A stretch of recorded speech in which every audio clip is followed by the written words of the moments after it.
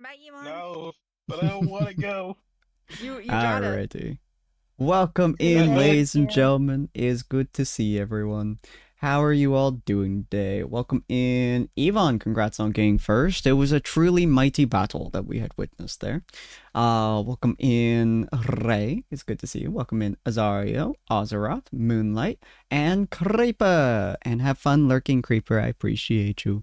But greetings, dear spirits, and welcome to the Tables of Tartarus, a division of Purgatory Corner, where fate is bound by dice and stories are carved into eternity.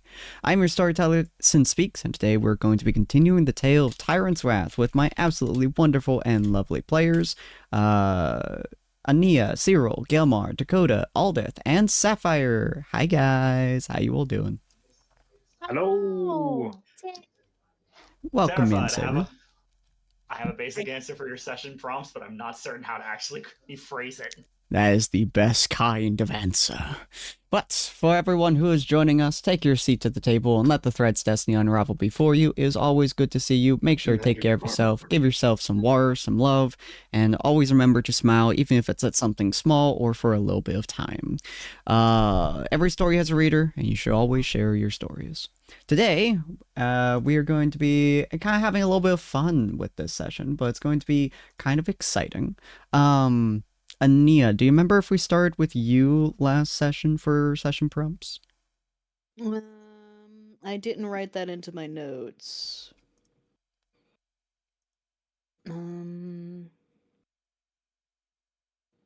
I do not recall. Oh, cool. Well, we'll start on the right side, I think, because I feel like I started on you last time, so that's what I'm going to go with. But we're going to do the recap first, real quick. Does anyone want to do the recap? I have some scattered notes if anyone does not want to do them instead. You think I remember what happened last time, guys? It was like that 2 weeks ago, yeah. Yeah, it was far away. How dare? That's okay. Yeah. If you want, give us a scattered notes, Ania, and then I'll fill in any gaps that I recall.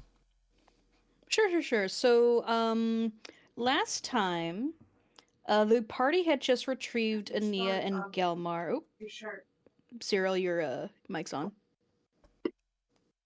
There we go. And the party had just retrieved Ania and Gelmar from them trying to break Gelmar's collar, and thus both of them knocking themselves the heck out. I think Gelmar was still sort of awake, but not really, and Ania was just completely out of it. And everyone else had just exited their sort of mind walks, soul walks, learning more about their inner selves, and they were greeted with that. In order to help everyone rest and also to get out of the horrible storm outside, they went into Cyril's tiny hut spell. So everyone was in like a wonderful clearing to relax. They got Ania and Gelmar to wake up and explain what they did. And everyone basically just sort of decided to rest for that day. They pretty much either stayed in the hut or were outside once the rain was clear. I think before the hut was last episode when we did Cyril's event. Oh yes, because Cyril's was at the start of it, and then they went all the hunt in there before. Cyril, do you want to talk about what happened with Cyril? I can also continue, and you can finish what you're doing until the end. No, it's fine. We're talking about what happened with Cyril in the dream walk, right? Yeah. Yes. Yeah, so Cyril ended up taking a walk through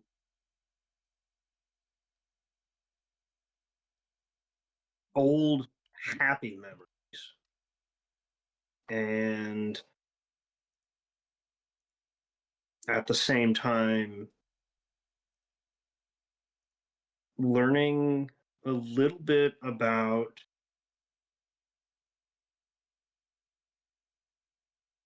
how much weight he's been carrying around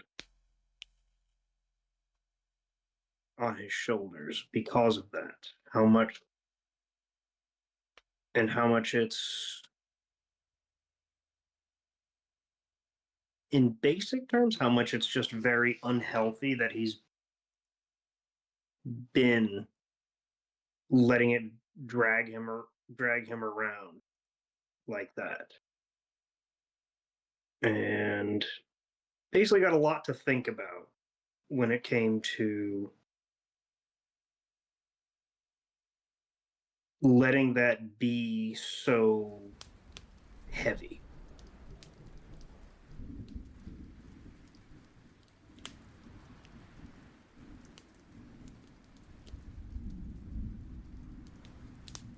And then that's kind of when he came out of it.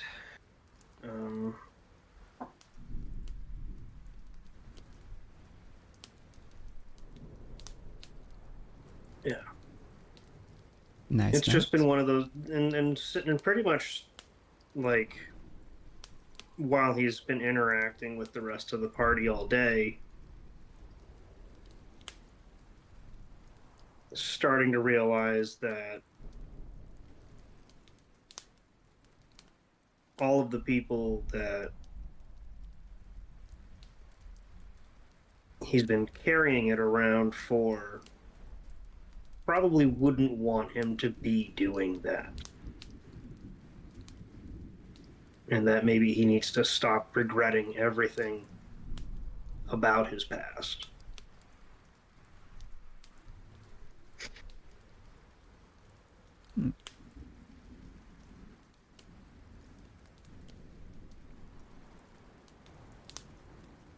I like it. All right, Anita? And so once everyone was in the tiny hut, Cyril was brooding on his stuff. I believe he tried to distract himself by encouraging everyone to get very, very drunk and to just enjoy themselves and have a happy day.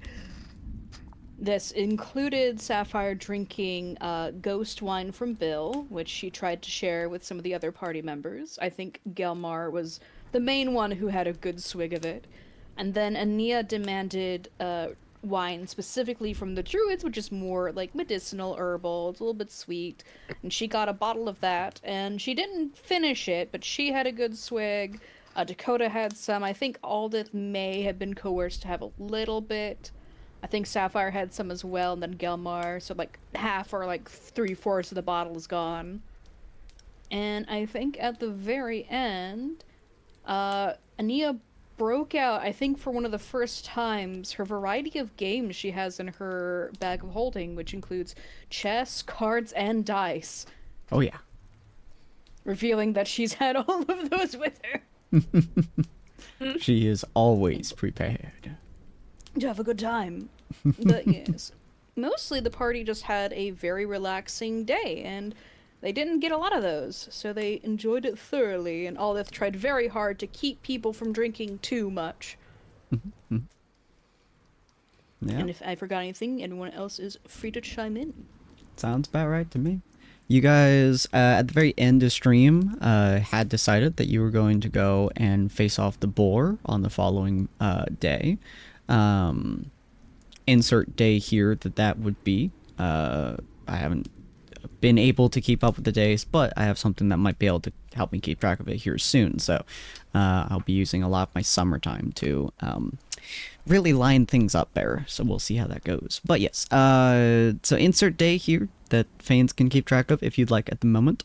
And you guys decided that you're going to face off against the boar sometime on the following day. The night passes, day occurs, you guys have some small talk, get your food together, get all of your stuff packed, get all the camp set up, all that fun stuff. And you guys had decided that you're going to be leaving off, you're going to be heading to the boar, and dealing with the boar when you're ready. As to how you're going to deal with the boar, you guys are welcome to discuss amongst yourselves. As a refresher on the rules themselves, I did post them, and you can also you guys would probably be able to, if you like to talk to Life Learner to verify these rules twice more. But the effective rules are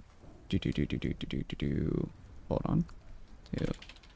Rules. I will find them soon. There we are. Nope, that's the wrong one. There it is. So they're based off of the traditions of the Goliaths. So all Goliaths have a general traditions. How they learned of these traditions or how they made these traditions, you guys are not 100% sure. But the basic traditions are the one or group of individuals who are taking the trial must perform the trial without any armor and only using tools that they themselves have crafted in some way, shape, or form. You cannot use magic, aside from that which is innate to you, to defeat the enemy. As for Goliaths, the idea of spellcasting as an offensive tool is generally deemed as a way to circumvent the challenge, which the whole reason of the trial is to allow them to progress into adulthood. So circumventing the challenge is disrespectful in their eyes. But it's pretty much mostly like racial abilities, like orcish ability to just not die unless they choose to, or other stuff like that. As well as cantrips, as those are generally innate to you. You can do them without any external tools. And smites, as those are also innate abilities. Or anything that is one of your guys' innate features, you would be able to use in this case. If you have outside help, they must not continue past the point of fairness. You guys are all within this mission. So technically speaking, you guys are all taking the trial if you would like to, as that is your decision is to do so. If you guys do not want to take the name, then in some way, shape, or form, you would have to help. You would have to stop attacking the boar specifically, outside other stuff like moving the environment or helping your allies, bolstering them, stuff like that. Still in the name of fairness, so that's not a problem. But generally speaking, you just have to make it so that it stays relatively fair. As many times when you are fighting a creature of these general sizes that most Goliaths do, their bodies are big enough and tough enough and strong enough that the fight is generally fair at the beginning. But other races like gnomes and things like that who've wanted to take these challenges, it's not a fair fight, and therefore overcoming that is more difficult than it is for the Goliaths, which is already quite a difficult journey. So they allow help up to the point of fairness. The definition of fair is actually entirely up to you guys, how you guys define the word fair in this battle. And all battles must be waged with the knowledge that you can die from this. As the creature that you are fighting has that same belief, they fight to survive, generally speaking, and either they will live or you will live. That is the idea inside of most Goliath's trials, is that the opponent knows you are there to kill. And so they will respond in kind with the same ability. Therefore, anything is free reign, as long as you do it with respect to the animal itself. All Goliath tradition, same with most orcish tradition, is based off the idea of respect for your opponent. It's also why orcs like war so much, is because a lot of the wars that orcs have is based off of this idea of respect. It's actually incredibly disrespectful for orcs to wage war of any kind with assassins or backstabbing or any of that form. They do straight front battles because they believe that is the best way, A, to die, and B, to wage war. Goliaths do something similar, but they do pure nature. They hunt to survive, they fight to survive, they fight to grow and learn. But that respect, that same basis, is the exact same concept.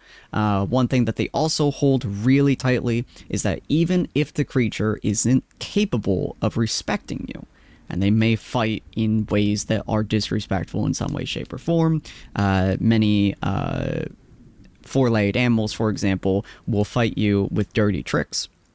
in some way, shape, or form, or they'll fight you when you're down, or stuff like that. You must hold respect for it regardless, because it is doing what it knows how to do, and you know how to do more. Therefore, your dirty tricks are very different from theirs.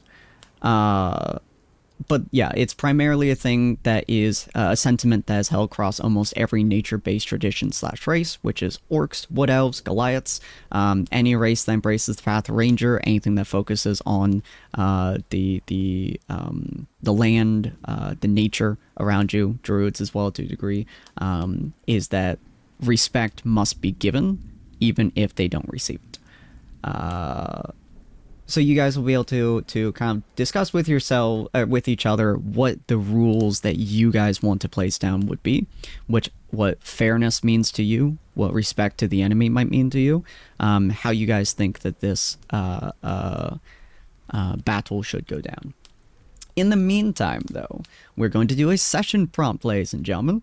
If you guys have not seen one of our session prompts before, this session prompt is going to be kind of to get more into the character's headspace, kind of more into the understanding of both the character as well as the player.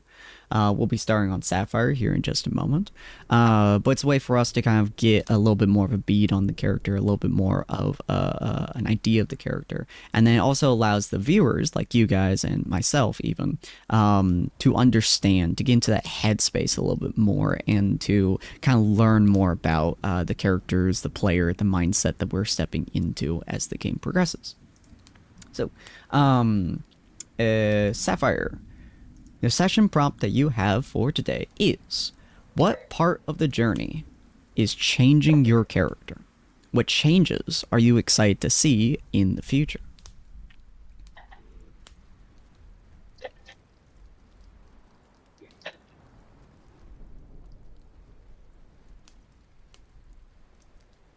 Sapphire? I'm here. Sorry, I haven't fully thought through what I wanted to say. Ah, you're fine.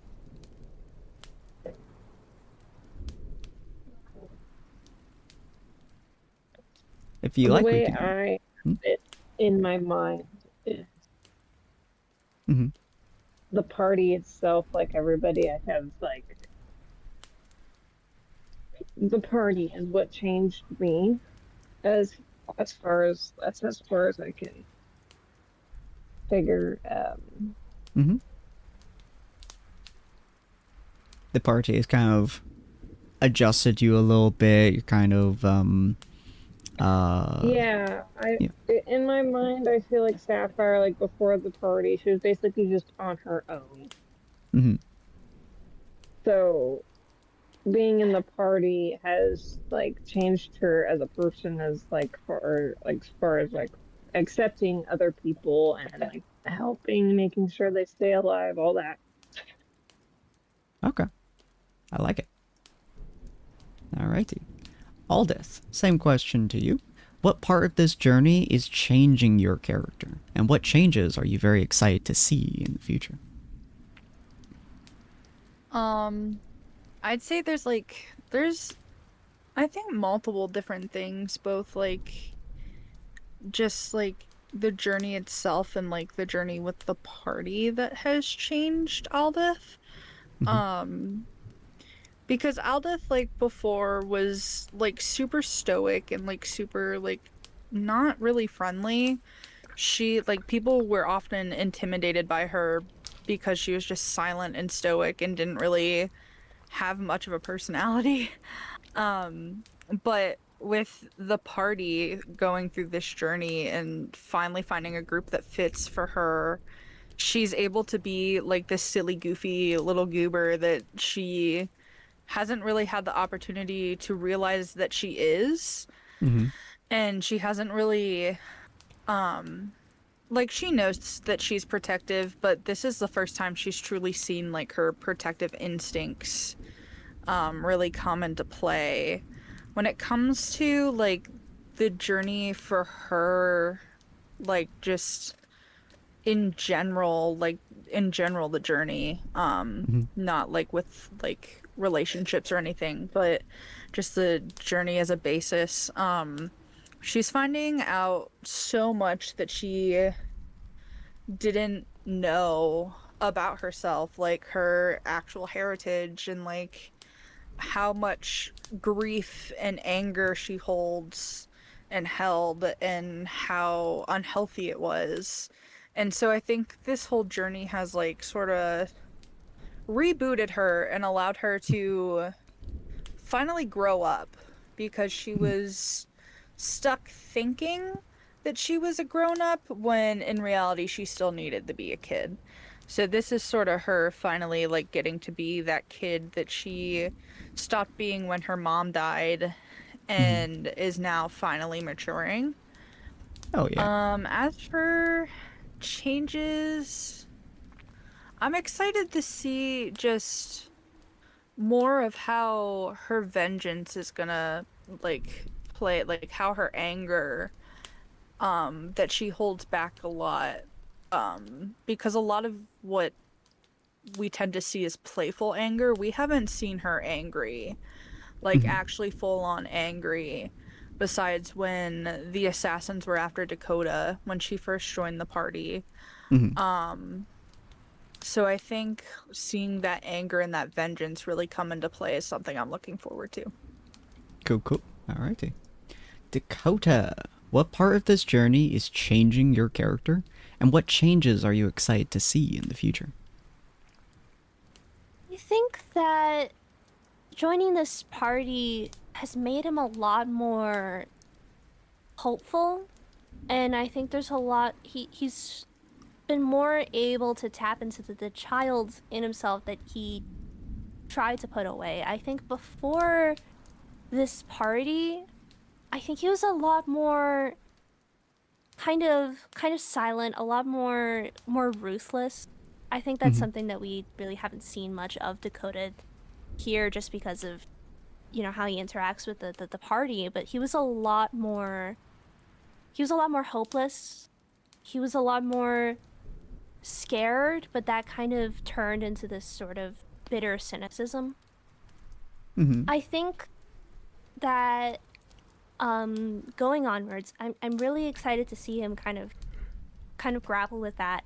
I'm really excited to see him just be a kid. I think that's something that he really needs. But I'm also excited to see him a lot more scared, like going onwards, because as he kind of grapples with that with himself, I'm excited to see him be a lot more vulnerable.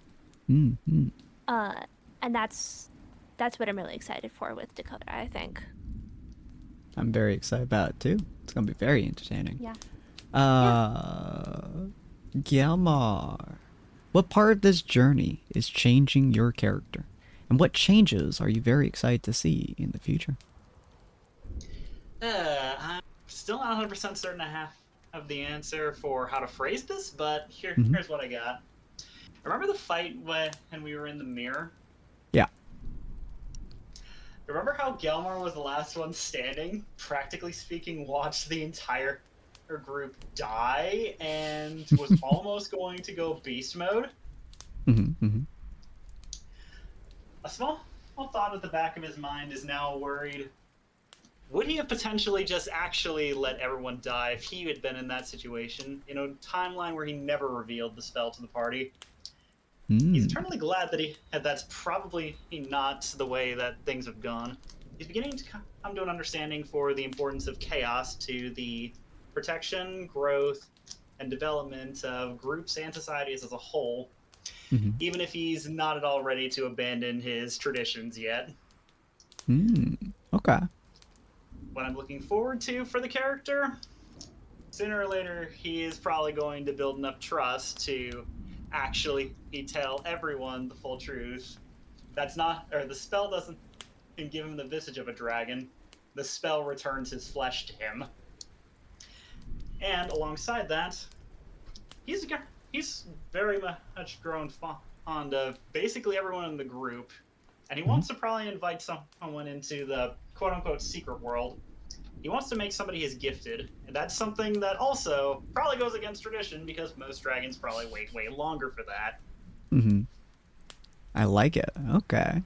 That's a lot there. Oh, that's a lot that we can play around with. Ooh, I like it. This for the viewers that are there is one of the main reasons that I do this prompt is so I can really get a handle on how not only do I see your characters, but how you guys see your characters, and then working through that to make a lot of this stuff just a lot better for you guys as the players, and just more interesting, make you guys like latch on to it much harder because it's stuff that you guys are excited for.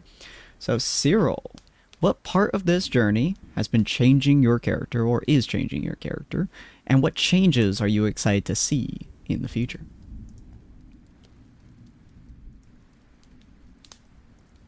I think Cyril's risk take is really the thing that's probably been changed the most at this point.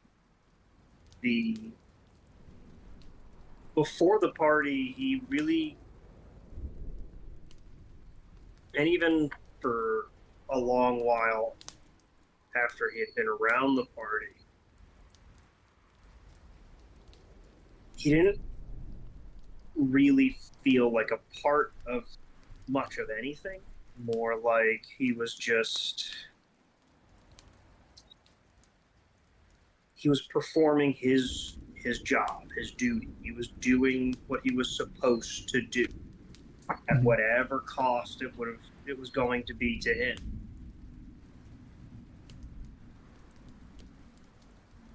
And something about being around the party, it's a weird feeling of getting a second chance at being a parent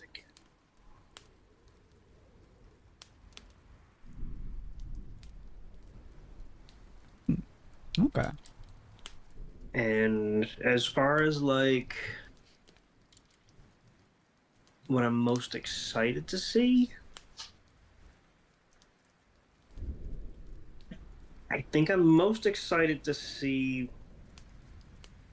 the effect that the party as a group has on his own feelings towards the immortality that he was cursed with. Okay. Very exciting. Alrighty, and Ania, what part of this journey is changing your character, and what changes are you excited to see in the future? So Cyril has so Cyril's taking less risks. Ania's taking more. Ooh. Cause this is Ania's first ever adventure, and so the whole journey itself is changing her a lot, but she changes very slowly and under the surface. She's definitely gotten a lot more, I don't want to say braver, but she's gotten a lot more willing to show herself and interact with others. For example, she basically never transformed into her other forms, even in front of her mother after like Ania was conceptualized. But she's doing it more often, and the other sides of herself, which have been ignored due to being too dangerous, she's feeling are less dangerous and more suppressed. Not by her specifically, but by the world at large. And she has a lot of latent anger that Tra is carrying. That I think the party's joked several times that she is like on the verge of exploding at any specific moment in time. Most excitedly, I am actually looking forward to her switching forms more. Including feeling safe enough with the party that Cyril or somewhere, or Aldith or Gelmar or anyone will like punch anyone in the face if they try to hurt her if she transforms into Tra. I don't think she's ready for Eplith or will ever be, but I think she is feeling like she wants to be able to just transform more freely. Okay. But she's still scared of not how much that's going to mean to her, like, she's a changeling, we're gonna kill her. More of what danger that would bring to the party. So she's still getting over that. Okay, I see. That's gonna be very exciting. Alrighty. So, yeah, you guys already... it's like your third nat 1 in a row. I'm jumping off a bridge right now as we speak. Goodbye. But yeah, so you guys are all in the camp. And... Get the rope and necromancer. Ooh, 6. But you guys are all inside the camp. And I'll say at this point, you guys have packed up everything. You have grabbed all of your stuff. Literally everything is contained, is shoved into the back of your cart. I believe you guys came here with a cart. I could be wrong. Hold on. I think so. I think we had the cart dragged by the stag, Cyril?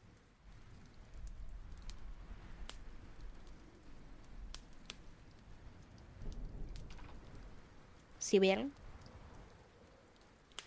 Sorry, I forgot that I had myself muted. Yeah, no, the cart. Yeah, I think we did do that. Okay. Yeah. So yeah, you have everything packed up, shoved into the cart. Everyone kind of shuffling their way in there. It's gonna be at least, a decent ride to where the boar was last spotted, maybe like a couple of hours.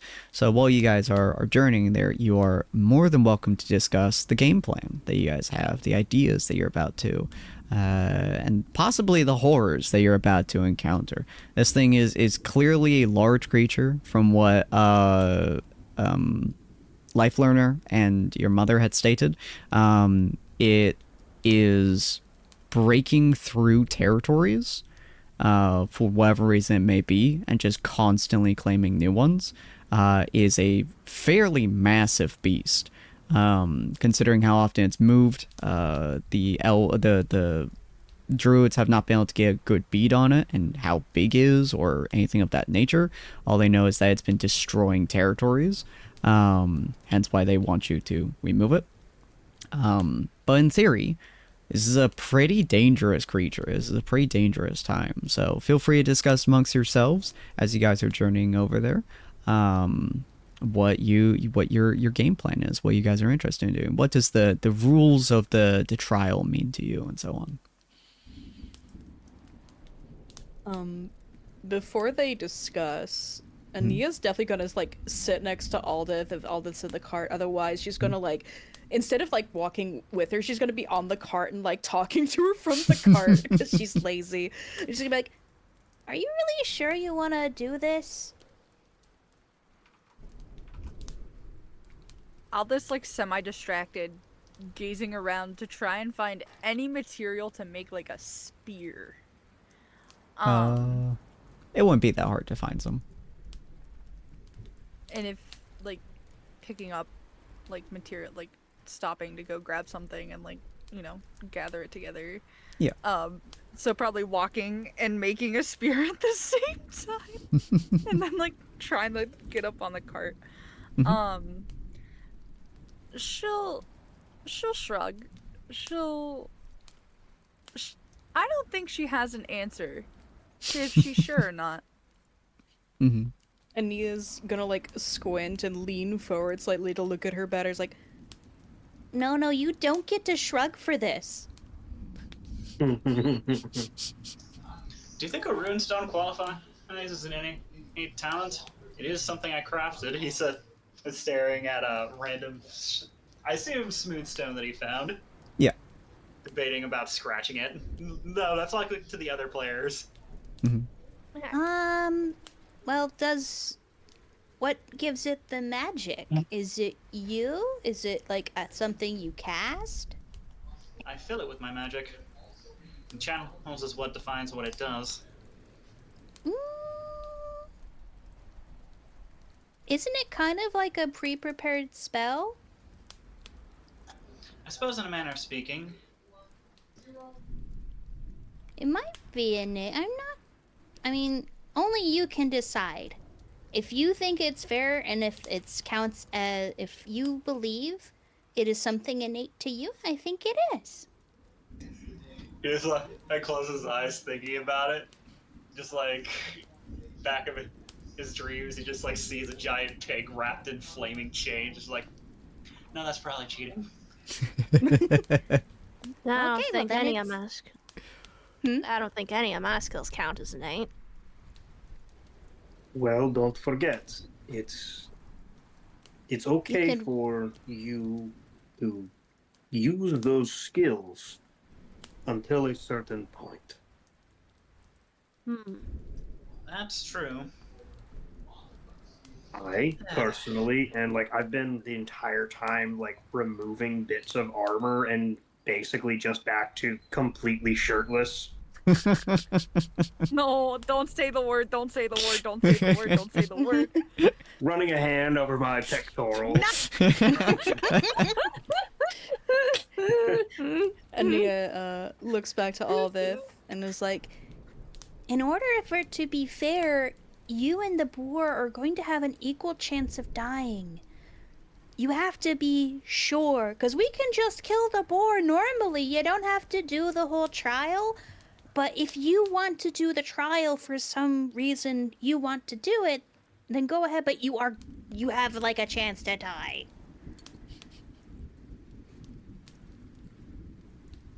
I feel like she's a little too nonchalant, and she'll just be like, that's a risk I'm willing to take.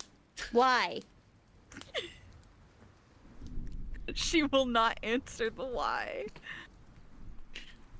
Ania's gonna like point her staff at her. Why? If we are going to help you maybe die, you need to tell us why. She'll like blow a little raspberry. Like she's very like bratting it up. She's like, "Ugh." I think this is an important question. What's inspiring you to take on this test? She Honestly, like I'm curious as well. she's gonna look at probably the whole party, just she's super sheepish. She's like, oh man, okay. I need to grow up, and I feel like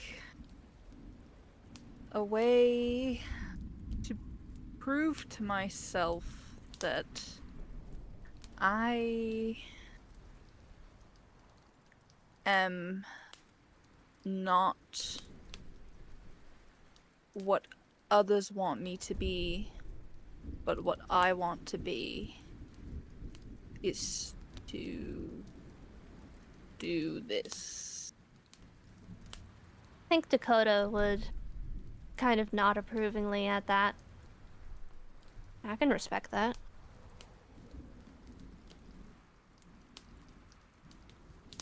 Aldith would look happy at approval from Dakota. This is traditionally a rite of passage for transitioning from child to adult for Galat, so. And you'll like, go ahead. I think that is a good enough reason. Ania doesn't look fully convinced, but she's also not voicing any complaint. She's just sort of like a scrunched up face. Is there any chance that maybe if I don't know, you start thinking or maybe if we start thinking that you might not end up making it, maybe we can like pull you out of it, or is that I'll be blunt. If it looks like you're about to die, I will break the rules. But that defies the whole chance of a challenge. Then she'll be disgraced instead. It's better not to take it. Is anyone on here to actually judge us for what's going on here? We are the only ones who know what's going on. We are the only ones we have to prove this to. Aldith is sheepishly looking up to the sky, like, I think you're missing the point, though, Gelma. It's about herself. However, regardless of the results, regardless of Aldith's success or failure in this test, should this creature succeed in its goal in the fight, one way or another, it will have to come down.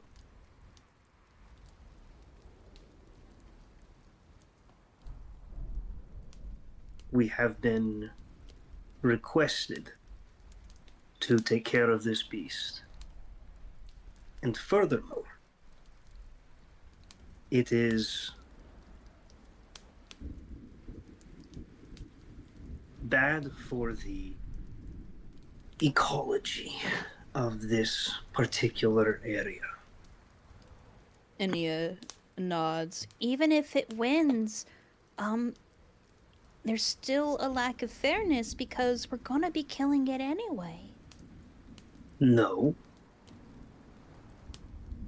We will be assisting up to a point. After that point, it is on Aldith, and Aldith alone, until this beast brings her down.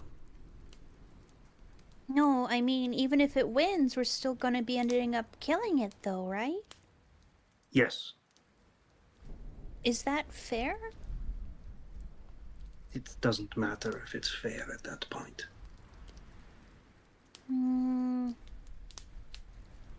You are looking at this as a contest. This is not a contest.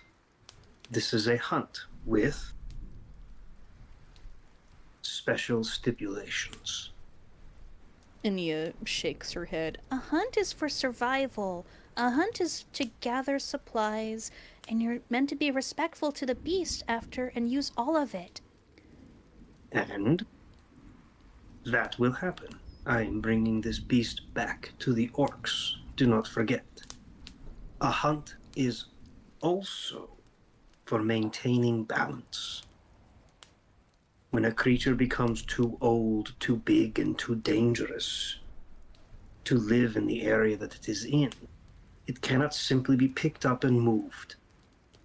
A creature like this must be brought down and I'm aware. removed.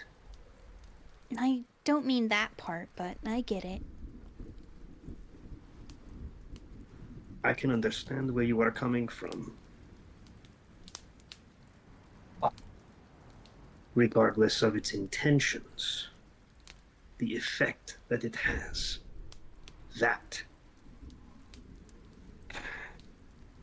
is my job. Enya shakes her head. You don't know where I'm coming from because I'm on the side of removing it.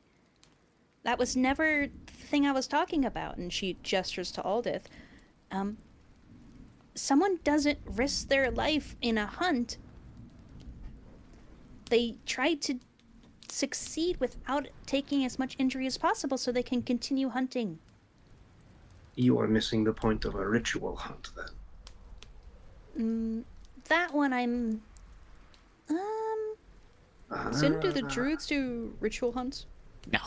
No. Ritual hunts, you would vaguely know of the concept. It's not really a thing for nature-based races, because most hunts, as you said, are for either preservation or for survival instincts. Ritual hunts are more... I would say probably something that would be more akin to like bounty hunting or other things of that nature, where you do the hunt both for survival, but also not necessarily for a sense of fun, but a sense of duty, I would say, or something of that sort. You're doing it for a secondary purpose. That's the ritual part of it.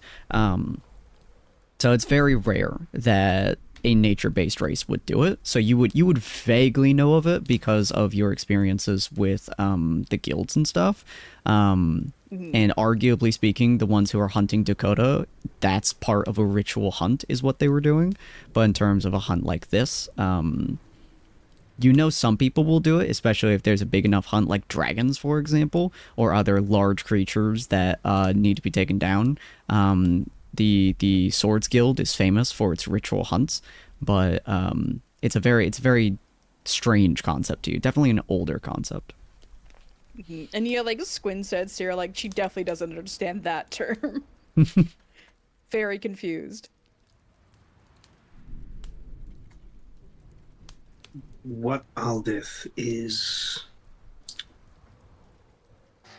taking part in is an ancient religious experience.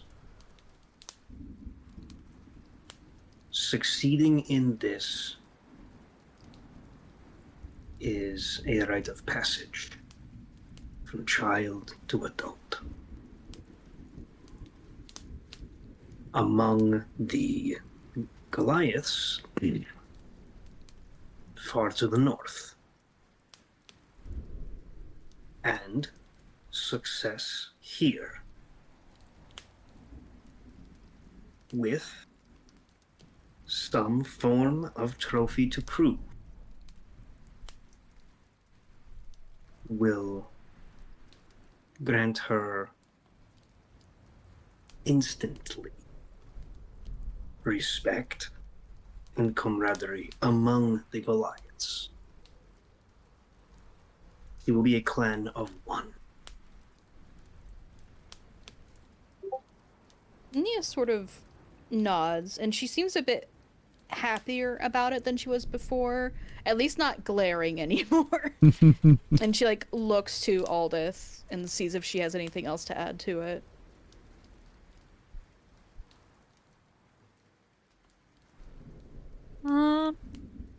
No, she probably wouldn't say anything. She agrees with everything that's being said. Nia will sort of sigh and lean back, holding onto her staff. It's like, If that's what you want to do, I'm with you. I'll help you to the point of fairness. And she like looks out to the foliage. I can probably set up some traps. Dakota can help. Sapphire's good at traps, right? And she looked to Sapphire.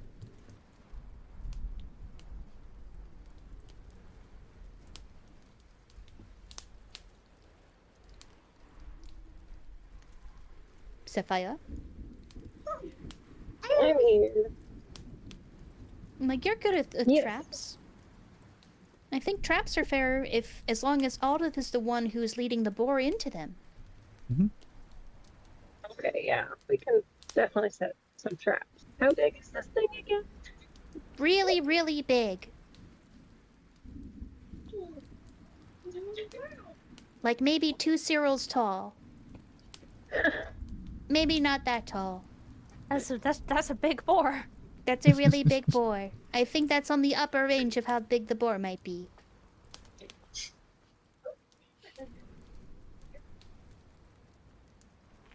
I don't know what kind of traps I would need to set. I don't think a pit trap's very fair. And she's like A starting to triple mumble to over. herself. I would imagine we probably could get away with stakes buried in the ground. Ooh, it tramples over them. It has hooves, though. Yeah, and how big Very heavy hooves. of a space are we gonna have to dig to put spikes in the ground? No, I think we'll be able to find some clearing. It has a really big territory. We just need to find the territory. You'll be good for that. Yeah. You guys see Nia's like devolving into planning. Bubbles as always next to Sapphire. It kind of pauses for a moment as it like looks up, and it seems to like sniff the air, and then like kind of moves its head down to the ground and starts bolting past the cart. Oh, I actually stopped the cart. Ah. Yeah, it did. We continue on foot from here. Smart. You'll begrudgingly hop off. Bubbles gets about 15 feet from the cart before turning back around to make sure that you guys are following it, seeming to wait patiently for you.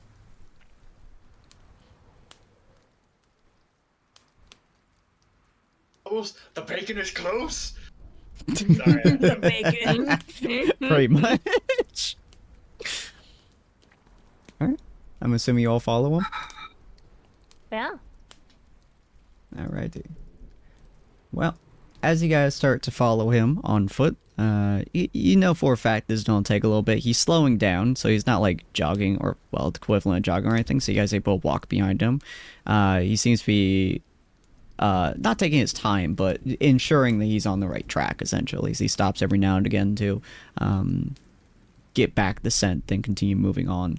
Talk amongst yourselves real quick, maybe discuss the rules. I'm going to go to the bathroom right quick, so I'll be right back.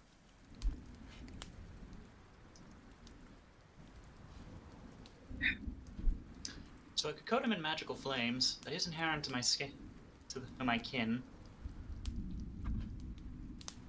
You think putting some of that armor Agathis on Aldith is cheating, or? Do you feel like it's cheating? Wait, I think that's only a mess. Oh, Nia will jog up next to Aldith.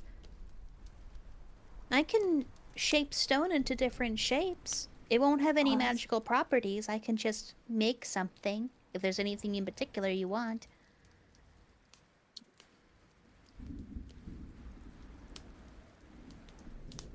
I can make it really rough. Actually, here's a question for that, Ania. Would you be able to control how sharp the object you create through this stone is? Yes, but I think making a blade would be a little bit too far. I think Aldith will need to, like, have the stone and then make the blade. Unfortunate. I was hoping it would be an easy means of making a carver's knife. Oh, I could very easily. Perhaps, but would that be allowed?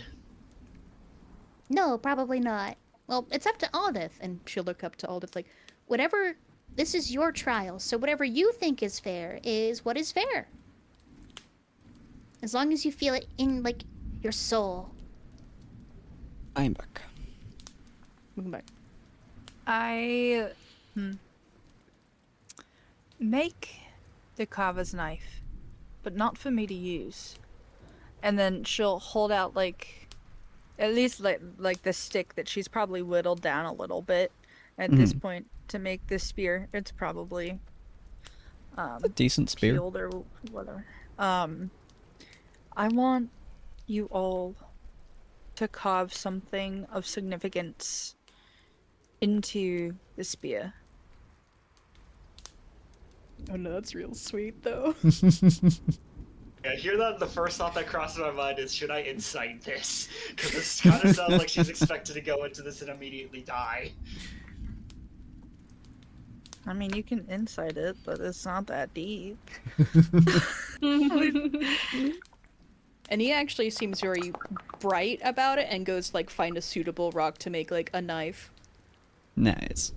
I would say, Galmar, it's more she wants you there with her, even if you're not there with her, if that makes sense. Ding, ding, ding. You find a rock fairly easily. The terrain that you're in kind of moves from the plains you've been in to some rocky stuffs and then trees. So it's not particularly hard to find a decent sized rock for it. She will use one of her spell slots to do stone shape, and she's just making like a basic really good carving knife, handle and all made out of stone with a sharp edge. You know, something you would use for wood or bone. Sounds good. And she would offer it to Aldith to hand to whoever she wants. Nice. Let me get rid of the spell slot. I mean, I could just carve the coat of arms on Gelmar's. That's normally on Gelmar's armor, but he's not wearing it right now. Pure memory. Can Aldith, like, she's not using it to fight right now, so she's able to, like, use the knife herself, right? Yeah. Mm-hmm. Okay. She would take it and she would, I think it would have something to do, like, something to do with her mom. Not Helm, her mom. Mm-hmm. So, like, whether it be her mom's, like, initials or just something that has to do with her mother. Maybe, like, a sunshine, like, a little sun figurine for her mom. Yeah.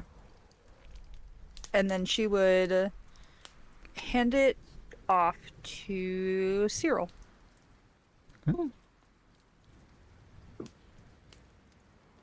gonna take a little bit of time carving in primordial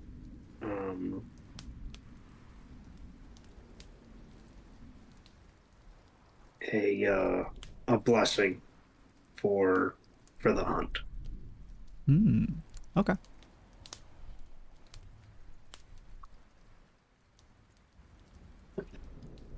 And I think I'll hand it back to Aldith, right? Either to her or I assume to one of the other party members. Yep, it's going all the way either around. or. Yep, we're playing past the spear Past right the now. I'm gonna hand it over to Dakota next. He kind of takes it and he looks at it and is like, I ain't never carved anything before. It might not be any good. You sure? I don't care if it's good, I care if it's you. Alright, let me see here. And then he's kind of like take out like his gun and he's kind of like look at it and he's kind of like gonna try to like carve like an image like of the gun. It's like, my gun's, I've always kind of had conflicted feelings about it, but it's about something to kind of help you out with it, right? So my gun's always been something to protect me, so I think something like that might do you some good. How's that? That's perfect.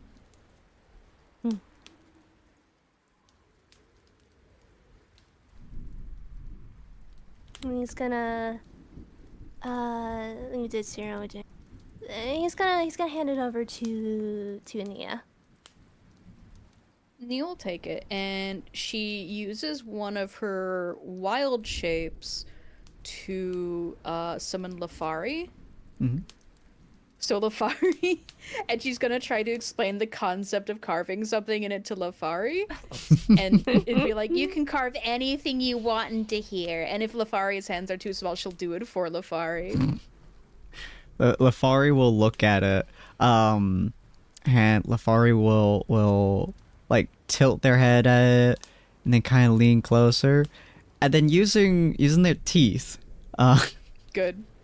they just so like carve a couple lines into it. It looks like a little squiggly like lake almost, and then they kind of make like a little what appears to be like a super tiny fish that's leaping upwards and it kind of angled towards the river, and they're just like, I think she likes fish. And you will pat Lafari on the head, and she is going to take from the drawing, and so on the bottom of the squiggly lines, like following the arc the fish takes, she's going to carve a dragon, like the fish turning into a dragon on the other side. Aww. Around and That's curling awful around curling around the spear. And she takes a little bit, but she does carve stuff all the time, so That's it's so pretty cute. short, just one loop. Mm-hmm. That's so sweet. And and then she'll hand it off to Galmar, and also like while Galmar's doing, she's got to like fill in Lafari about what's going on, what they're about to do, because Lafari's gonna be around for a few hours now. Lafari just nods the whole way, kind of having that sage kind of like thinking, like hand on chin, kind of like thinking thing, and they go, "I like boars." I just imagine Gelmar staring around the spear, trying to make sure that whatever he's coming up with isn't going to cover up anything. Mm-hmm. He's going to carve something into it that sort of looks like his coat of arms, complete with the shield-shaped framing. Mm-hmm. But instead of drawing the human being protectively covered by dragon wings, he instead puts a rune. He instead draws in a rune at the middle. He's not filling it with magic. It's not an actual functional one. On the rune, Draconic Runic, it spells out Aegis. Sorry. Mm-hmm. Oh, shield. Nice. And he's going to hand in the carver's knife over to Sapphire.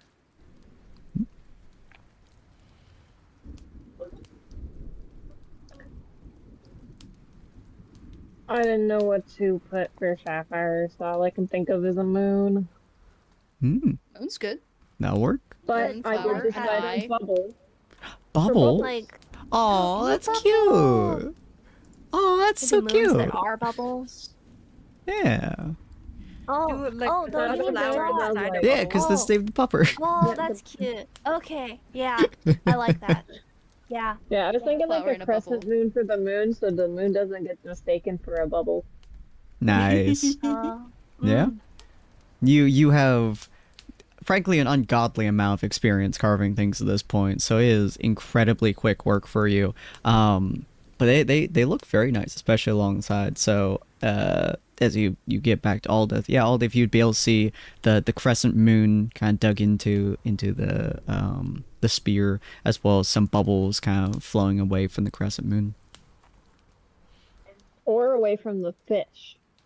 Oh, that'd be cute. Oh, I love that. Oh. Yeah, little bubbles flowing away from the little fish. Oh. Aldith would admire the spear, and I feel like there would definitely be like a soft little content, like touch smile, and maybe some tears lining her eyes, but not like falling. Like she's just really touched. And then I'd say she'd probably whisper, like I feel like she would hold the spear with two hands so that the head of the spear is like in line with where her mouth is, and she would whisper a prayer into the spearhead of just like protection and, success for the hunt. Oh, that's cute. Okay. Yeah. It would you would see it glow ever so faintly for a second there, before it fades.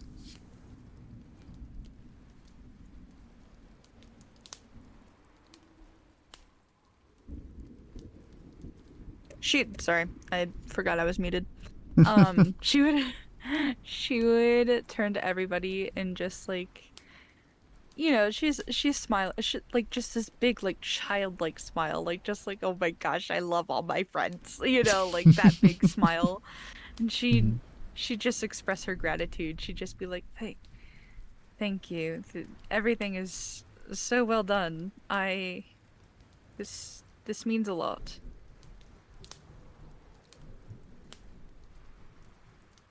I'm glad you asked us to do it. And Ania has gotten bored and she is using mold earth to walk instead of walking. So she's just like gliding across the dirt. Wee. It's our pleasure, miss. Yes. Taking a little bit of ourselves into one's tools. Truly a beautiful thing. And now I have a new knife. And I assume Aldith hands her the knife back because she doesn't plan to use it. Correct. Yeah. Stashes her new stone knife. This knife shall win. Alrighty. But yeah, so is there any other preparation you guys would like to have, or are you going to be following Bubbles, who is currently sitting, watching all of you with a little droopy smile, tongue hanging out of his mouth? Following Bubbles, but looking for signs of this creature, like, you know, places where it's been sharpening its tusks on trees, that sort of thing. So you guys start heading that way, and let me switch over the map real quick. Boop. So you guys are inside of a rather large forest as you guys are moving forwards. It went from plains to a tree outline, a lot of rocky groves, and then as you're moving further, it's solid trees and stuff, kind of moving into your path. The further you guys go, you start seeing some I suppose footprints that Bubbles is clearly following. These are huge. Like these are extremely large footprints. And they sink into the ground hard enough that some of them you actually miss because the plant life has kind of shuffled over it, more or less. Clearly a lot of it, like plants and things, have been crushed into it, and some of it has been brushed over it, and so on and so forth. But it's definitely quite noticeable as you guys step into the footprints and then step out of it. They're clearly whatever pads the boars have. They're very clearly boar prints. They're just obscenely large compared to what you guys are used to. But as you guys continue on forwards, and there is some damage to some of the trees, but for the most part, aside from broken trees that look like it got hit and broke off, like it's a solid path. Whatever is in that path has been broken, but beyond that, nothing much has been touched. As you guys continue forwards, you guys go up a small hill, and Bubbles kind of seems to get more energized, more interested, more excited. And it moves up the hill and then just kind of like stops and sits down. As you guys move up the hill, the plains give away very slowly, almost gently. The wind at your back starts, to thin to a degree, especially considering you're inside of the forests. And honestly, stepping into the forest, it feels almost like kind of like a welcome change compared to a lot of the plains. Obviously, a lot of you guys have been around forests for a lot of your lives, or have gone into them very often, or raised in them. So the forest is just kind of more like a natural sense of protection to you. But the deeper that you guys go into the forest, the more that feeling of shelter has seemed to kind of dull, especially those who are very much so kind of in that mind, Ania and Sapphire most specifically. You guys can both feel that the air is starting to grow still, almost unnaturally so, as if the air has settled into this forest and kind of just refuses to move. There are no birds that you guys can hear. There are no insects that are around you. There is not even the slightest rustle of life, with the exception of the wind passing through the trees and the general plant life. Every step that you guys take presses into this silence, and the ground beneath your feet starts to shift as you move further in and crest the hill. The soft earth is giving way to what appears to be some kind of disruption. At first, it's not too much more than uneven soil, a root that has been pulled loose where it shouldn't be, a patch of dirt disturbed in ways that honestly could almost be considered natural. But as the forest floor opens, it starts to be very noticeable what's going on here. There are long and violent trenches as you guys crest this hill, as you guys look over this area. There are deep gouges carved through the earth as something massive has drug itself through this area, without slowing down, without turning, without any care for the area they is passing through. Their roots are torn and left exposed from various trees, curling upwards, almost like broken fingers. The smell that comes with this area, though, is something that settles down into all of you. It's a smell you're extremely familiar with. It is thick, it is metallic, and is absolutely unmistakable. It is the smell of blood. It stains the ground in front of you in wide, uneven spread, some of it very dark and very heavy, where it has begun to pool and dry in some areas. Some of it looks almost wrong, thin, gray-ish, catching what little light filters through a canopy above you in a way that just doesn't belong to anything that seems to be natural. There are two kinds of blood here that you guys can tell, especially Sapphire, who has a lot of experience with hunting multiple creatures. She can definitely tell they are two different types of blood, and there are two different creatures that were here. And far, far too much blood for anything that should still be standing at this point. The trees ahead of you, though, they do not thin. They end. Not in a way that feels natural or gradual, not the way that the plains moved into the forest and therefore the forest moved into the plains, but it honestly looks like something had erased the trees here. The clearing beyond you is not just empty, it is ruined. The remains of massive trunks are scattered in every direction. Some lie snapped clean through. Their splintered wood is blown outwards that they are struck with force beyond all forms of reasoning you can comprehend. Others have been flattened entirely. The entire tree trunk has been pressed into the ground until there are barely more than what you would consider to be broken debris in there, or practically flat ground. One tree, however, still stands ahead of you. Well, depends on your definition of stands, I suppose. He is leaning at nearly an unnatural angle with half of its bark torn away in long, ragged strips. The exposed wood beneath is gouged and shredded as though something enormous raked across it without slowing. The entire space in front of you feels like less like a clearing and more like the aftermath of something that refused to go around what stood in its way. At the center of this, though, there stands a stone. Now this stone rises from the earth, almost like a monument to whatever happened here. A massive slab of jagged rock, easily taller than several of the small houses you guys have seen previously. Its surface is fractured with fresh cracks that spread across it like a web. At a glance, it looks almost as something struck it. But the longer you look at it, the more the explanation, it just doesn't make sense. The damage to it is wrong. The front face of the stone is not shattered outwards like you would imagine, but instead it has been forced inwards. It's split and indented in a way that speaks not just of impact, but of something that has been driven into it with unbelievable force. The edges of that break are sharp and angled, as though they formed around whatever was forced there, and dark grayish blood, that same weird oily textured blood, is smeared across the surface. It is pooled at the base. There is a significant quantity of this weird, strange, grayish blood.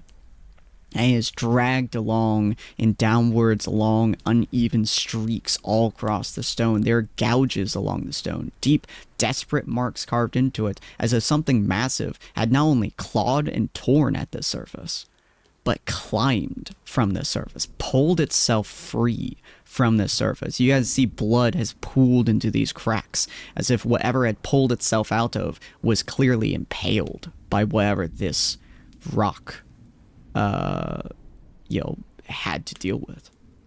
And the realization within all of you, but most specifically, I would say Cyril, Ania, and Sapphire, is that something enormous was not just thrown into this rock hard enough to impale it, But whatever it was did not die there. It struggled, it tore, it endured, pulling itself off of this massive hunk of stone long enough to rip itself free and run away. Based on the blood, based on the footprints, based on everything that you guys can see around you, whatever it was that was on this rock fled. The ground surrounding the rock is caved in, is fractured and uneven where the force of that impact must have landed. The earth itself still looks relatively unsettled, as if it hasn't quite recovered from what it was forced to hold. And in that silence, as you're all standing, staring at this horrifying sight in front of you, you hear something. Especially Ania, you hear this with perfect clarity. It is a slow, dragging inhale from somewhere deeper in. Heavy enough that it seems to pull at the air around it. It's not loud, it's not aggressive, not even the sound that is meant to threaten or warn things around it. It is simply something that exists. It is deep and uneven, it is breathing that you swear has never known stillness in its life. All of your attention is shifted, drawn away from that stone and deeper into this ruined clearing. And that, my friends, is when you see this creature. Now this is a rough estimation of its scale for you guys. And at first, does not quite resolve to you all that this is in fact an actual animal. This thing is huge. This thing is easily 30 feet long from snout to tail. Is as tall, if not taller, than the rock that you are looking at. Maybe 15 feet tall. It's huge. It is solid. It is far too present in the space that it occupies. It is walking into these trees, and the trees are being pushed away from it, as you can hear the cracking of the trees even from this distance, as it does not seem to care even slightly that the tree is in its way. It does not feel like something that truly belongs in this forest, as much as something that forced the forest to shape itself around it. The form stretches easily through the row of trees that it has walked into. Its back rising high in a jagged line of ridges and scar tissue that tower above the broken remains of the trees that it seems to step on, through, or breaking next to it. It moves, but not with any kind of grace that you would expect from an animal. Each motion is sudden, is coiled, is restrained, like something that seems to exist in a constant state of barely contained violence. Especially Ania, who is able to watch this, and you've seen many boars in your past, this looks like a creature that is seconds away from slamming itself into the nearest available object for pure desire of breaking it. Its hide, though, is something that captures your attention in ways that unnerves you, sends shivers down your spine. It is not simply a thick hide. It is layered and uneven, as though something harder than flesh itself has grown over the fur in fractured plates. But something that concerns you even more is that the surface is cracked. It is split just enough to reveal some stuff underneath, which you're not quite sure what is, especially from this distance, but you can certainly say it's not muscle or bone that you are looking at as this fractured hide has split open a little bit. There's blood that seeps out of it, but it does not seem to care. It breathes, and the air seems to respond to it. Every inhale is sharp and dragging. Every exhale spills out as a low guttural grumble that does not settle into a sound that you can comfortably recognize. It is unnerving, to say the least, and when it exhales, you can see steam curling from out of its nostrils, and it is faintly red. There are wounds across its body, for sure, deep ones. Wounds that are so large and deep that they, in theory, should slow something even this size. It should weaken it, should matter in some way, shape, or form. There is torn flesh that hangs in places, jagged lines cut across its side, and yet none of it at all seems to hinder this creature.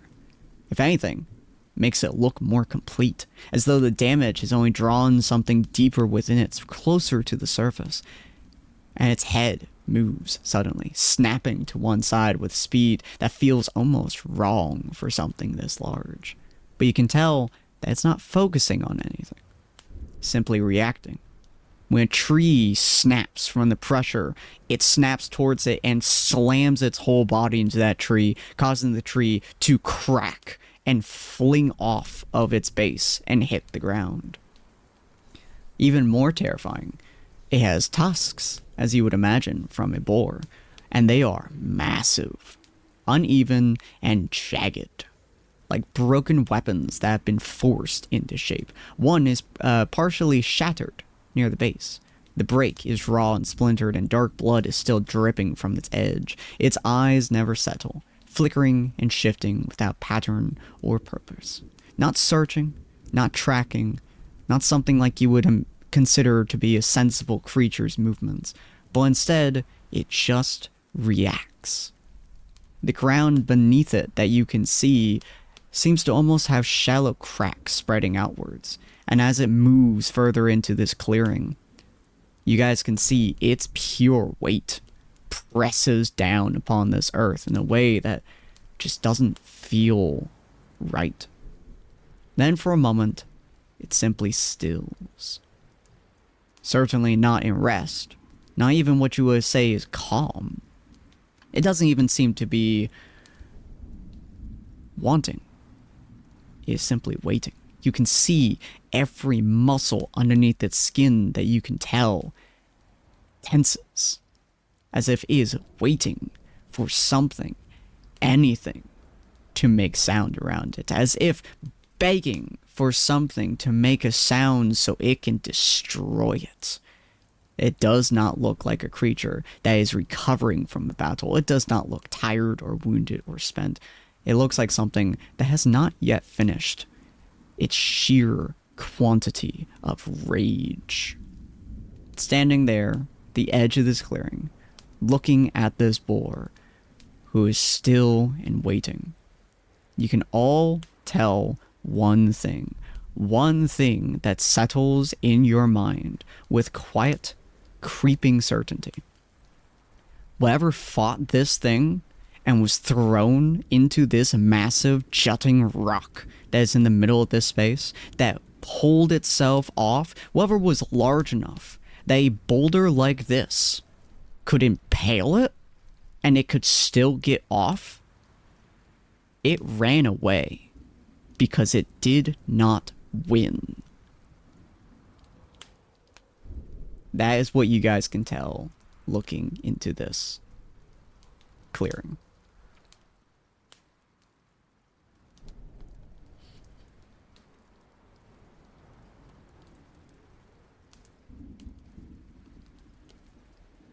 How do you guys feel about this? Ania has hidden slightly behind Cyril. Mm-hmm. The bits of broken tree that are around us right now, would I be able to pick up a broken branch that would be similar to my spear? Oh yeah. There are thousands of different pieces around you that look like your broken spear. There's some that arguably you could throw like a greatsword if you want to. There's hundreds of thousands of different pieces of trees around you. Trees, rocks, the ground itself, the whole area around you is fucked. I'm gonna pick up one of those, and I'm also gonna try and find sort of another piece of tree that I could use similar to my shield, but I'm more looking for like a sharpened end on it, so that I can use it in the same way that I use my shield, where I like dig it into something and I leave it there and cause it and get the thing to start bleeding. Yeah. So, fully equipped now. Looking at my companions. Dang, I was just gonna go look for a rock. I was gonna try and make a hammer. This is a big rock. I like it. I just mean, you made the comment that it sounded like, or off of the comments you made, it sounded like it has really, really stiff-looking hide. Mm-hmm. I.e., blunt damage is probably going to be a lot more effective than trying to stab or slash it. Oh, yeah. Yeah, from what you can see, it appears that it has been slashed. Its side has been gouged by something. Actually, Gelmar, give me a... Let me look at your abilities real quick, or your skills. Give me a... I got athletics, deception, and intimidation, and perception. Give me a perception check. We'll go with that. You're arguably the only person who would know something about this. Well, crap. Yeah. You don't know much about what hit this thing, but you can tell those are scales. They're embedded in its fur. Well, air quote, fur. Don't know what kind of scales, but they're fucking huge. So possibly, I mean, this isn't the area where you would imagine finding, like, lizards or at least fighting lizards or crocodiles or anything like that. But they're definitely, like, reptilian scales. They're embedded in this thing's flesh. Can I? Crap, it probably wouldn't actually be close enough to get a smell. Oh, you're so far from being able to smell it. And what was that in you? Can I cast Detect Magic, please? Sure, yeah. Cool. Don't I detect any magic? Actually, here's another thought. Mm-hmm. Ania has actively been requesting Gelmar's lost scales. Would she recognize the visual similarities? Ania also still has the scale from the Stillmere town. That's true, that's true. Ania, with your magic eyes, roll me perception. Check. Perception check. Da, da, da, da, da. Oh my god. No. She's a little bit stunned by everything. She's not thinking at a full capacity. Yeah. This is a monstrosity to her. Those are definitely reptilian scales. They're very similar to the scales that you've seen on specifically Gelmar when he is turned into his semi-full size. In terms of magic, you can see there is a significant amount of magic on those scales. Raw mana, not a specific school of magic. The creature itself, you can't quite tell. You feel like it's magic, but it doesn't register it properly.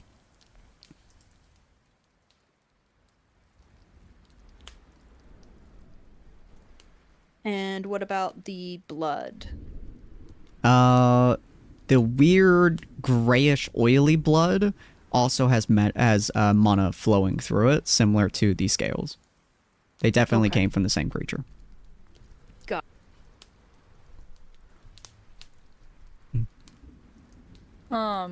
You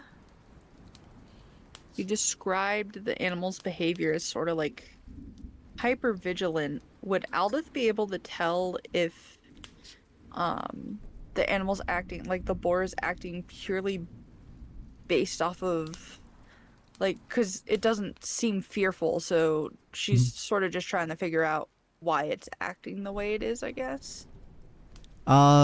You don't have particularly high survival, and you don't spend a whole lot of time with animals, so I would probably say no. The only thing you can tell from this is that this thing's fucking angry, and it's mostly because you can recognize that sheer passionate anger that flows off of it. Sapphire, on the other hand, has been around animals for so long, and Ania as well to a degree, being able to hunt, being able to check them out, and navigating to understand the animals, which the both of you would have done in the past, you guys can both tell this thing is not acting like any regular boar would or most normal animals would. This thing is reacting purely off of anger. There is no survival sense coming off of this. There is no hunting. There is no sense of self-preservation. There is no sense of tracking or keeping track of your surroundings. It is purely reactive with an unbelievably explosive anger. Cindy, if I may, do I get anything from Breath of the Beyond? Let me look at that real quick. Don't feel bad. Abuse This it. creature is from Use the it as- deepest, darkest depths of hell. Use it on everything. As much as I use perception, it's your I perception. feel like you have asked this question for another creature. I'm trying to remember what the answer I gave for it was. Was it when we were in the mirror? I was gonna say, like, 98% certain this What? is Wrath. Slightly unconnected. What was the answer I gave you in the mirror for everything that Don't was in the remember. mirror? God fucking damn it. I think you didn't know then either. Probably not. I would say, since you've done it in both, and I think you've done it in one other place too, is that same strange feeling where it is almost fiend, is almost monstrosity, but it's not quite. It's something different. But I would say it is the same feeling that you've had in the mirror, and I can guarantee that you've used this in the other place as well, which was when you were looking at the Sin of Lust. I can guarantee you've used the Whiff Beyond when you looked at the Sin of Lust.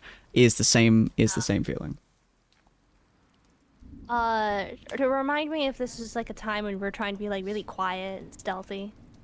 It's approximately 100 some feet away from you, or roughly thereabouts, and it's currently just still unnaturally so. So I would probably say you guys are relatively quiet at the moment, but it doesn't seem to notice you. I think Dakota's kind of gonna look over to Ania, and he's gonna be like really trying to like figure out how to go about. Oh no, wait, we have the freaking stones. What am I doing? I wish to speak to you in private. Hello. Hello. Greetings. Yeah, I'm just imagining Dakota is like trying to like figure it out, and he's just like, oh my god, we have the stones. You just like you just like do the solid snake motion. Yeah, it's like Ania's just gonna hear one of them sins like the lady. Nia is like staring from behind Cyril wide-eyed, and I imagine her eyes are like very faintly glowing. So like without blinking, her pupils turn to like look to Dakota, then look back, and she uses her sending to share that with the party, since she's a little bit more used to it, even though she hates it. So she just tells the whole party that it is another sin. Everyone looks at Aldous. You sure? Are you sure? Also, Nia just Ania looks would all like... like it's a sin, and Aldous just like, the fuck? That makes it better. Well, they learned about it from Life Learner, and Aldith was there. She, Oh, yeah, even yeah, if she didn't that's right. understand all of it. Nia would also like to see. Oh, go ahead. No, go ahead. She just wants to check. Does this boar, based on her knowledge of animals, is it experiencing pain? Oh, that's a good question. Roll me an insight. Okay. She's trying to tell if it doesn't feel pain at all, or if it's in so much pain that everything is like blotted out. She thinks it's one of the two. Wow, another 4. Okay. Can't we're spell fine. That's boar really unlucky, without- actually. You can't spell boar without That's several so phonetic lucky. syllables from 4. So I It's would okay, we're say getting them all while you're out looking early. at most animals, to the best of your knowledge, react this way when they're in significant quantities of pain. They lash out really hard, either at pain or anger. Most of the time, when animals are in pain, they have some kind of identifying factor. They're shaking, for example, or something of that sort. At least from your position that you're in right now, you cannot see any identifying markers that is in pain actively, but you're also quite a distance away from it, and it's not looking directly at you, so you are not sure. But it is fully still, which most creatures that are in pain can't do physically.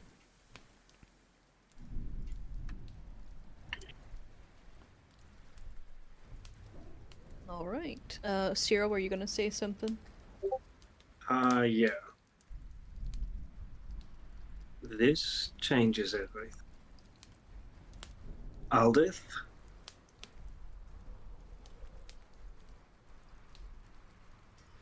She'll glance out of the corner of her eye and be like, You're sending she'll this glance. message through this message stone, right? Yeah.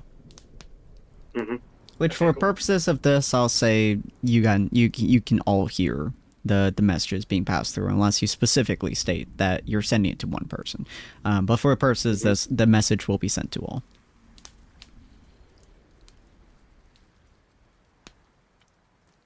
Okay. Aldith looks out of her eye. This is...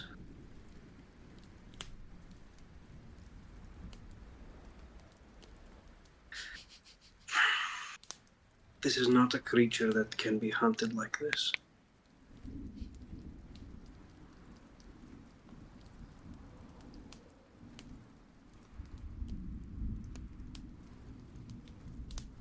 You, I don't think, have come across one of these before. We have come across two. And... Neither are What? dead. Right. One of them we couldn't even touch. In fact, I did a lot more damage to Dakota that time. If you catch my drift. Aldith will grimace at that. Dakota nods. We'll say, as you guys are watching over it, is bleeding pretty heavily at the moment. And Nia's going to add, is it one of them, or is it a product of one of them? Like how the other one was able to infect others. Is this just a beast transformed? Can Dakota gather like any idea of that with Beyond? Let me look at your skills real quick. Roll me... No, your insight and perception are both low. Roll me a perception. See if we get an 04. Let me see. Almost. Okay, that's not bad. So 11. I will say you cannot quite tell. To the best of your knowledge, this makes you feel like more akin to the Demon of Lust versus the weird little creatures that she had spawned, but it might also be based off of size and the amount of power through it.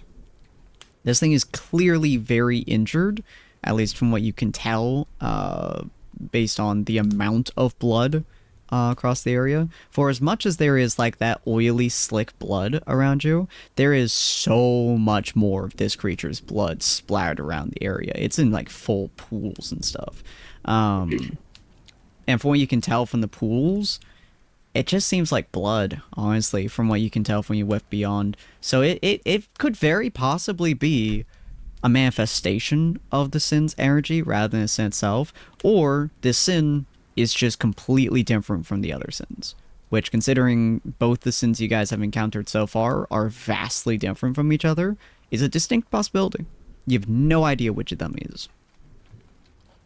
Yeah, Dakota, the party's gonna see Dakota like kind of squinting at the different elements of like the boar, like looking at the blood, and he'll kind of turn to the party and just like kind of sadly shrug. Sorry, guys. I'm trying. We should.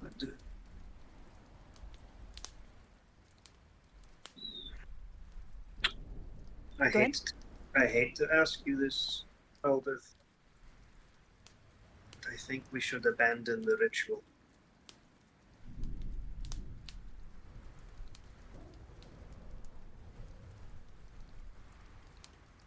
While Weirdly, I think Dakota's gonna look really sad at that prospect. everyone's thinking, Ania's going to give up on detect magic to instead cast Pass Without Trace on the party. Ooh, nice. All right. Oh, that's good. Plus, for those who don't know, +10 to stealth. We no longer produce sound and movement, or we no longer release evidence of our passing. Mm-hmm. And it is concentration and lasts an hour if I can hold it. But I think it only extends. So it says it has a 30-foot radius. If someone leaves my radius, do they still have it? It 'Cause it is says- surrounding you. No, we have to come close to you again. Each creature you choose within 30 feet of you has a 10 bonus to stealth. Okay. Mm-hmm. Okay. Can we, or can Aldith tell, how deep, like, the main wound that, like, is crazy bleeding, how deep it is, and if it hit a vital artery or, like, anything vital? Roll me a perception check. Because you guys are decently far from it.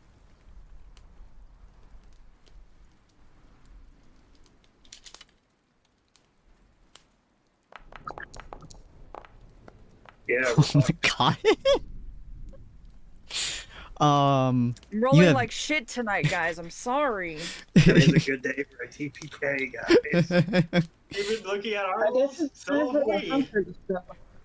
You guys, or you specifically, Aldeth, you can see, and the only thing that you can really see from this angle, it's really, really, really fucking deep. Although you have absolutely no idea what the internal organ or internals of this creature are, but this shit legitimately looks like when, actually, you wouldn't know this very well. Has anybody got impaled around you? She probably impaled some people when she killed people who raided her village. Oh, yeah, Mark, maybe? yeah. It looks vaguely like you Let's stabbed somebody in the side and then ripped the weapon out of their side. Cute. All this didn't witness Dakota's impaling. I For don't know if most of you, I this don't know would if be she was very there for the similar. wound. This would be very similar, specifically Ania. This would remind Ania very heavily of when she was pulling pieces out of Cyril's chest frame. That's kind of how deep this wound looks. Nia's gonna speak over a message like, if you still want to do this, Aldith, this would be an immense thing. But I don't think you can judge when it's going to be fair. It's already like that, and it already looks like it could just run us over. Shall I see how quickly I can prepare a brown rune? It doesn't feel like cheating anymore. Bring me my brow. That's true. It doesn't feel like cheating anymore, does it? 'Cause that is not a normal creature. That was why I was suggesting regroup, re-equip, and return. Our equipment is not far. Well, And she'll look to Aldith.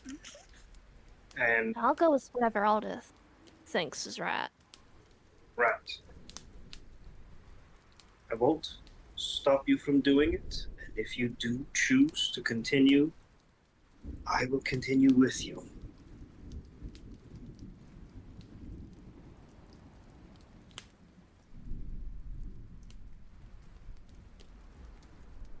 This isn't an Aldith struggling. This is a Ray struggling on what Ray wants Aldith to do. Take your That- time. The entire party's looking at you.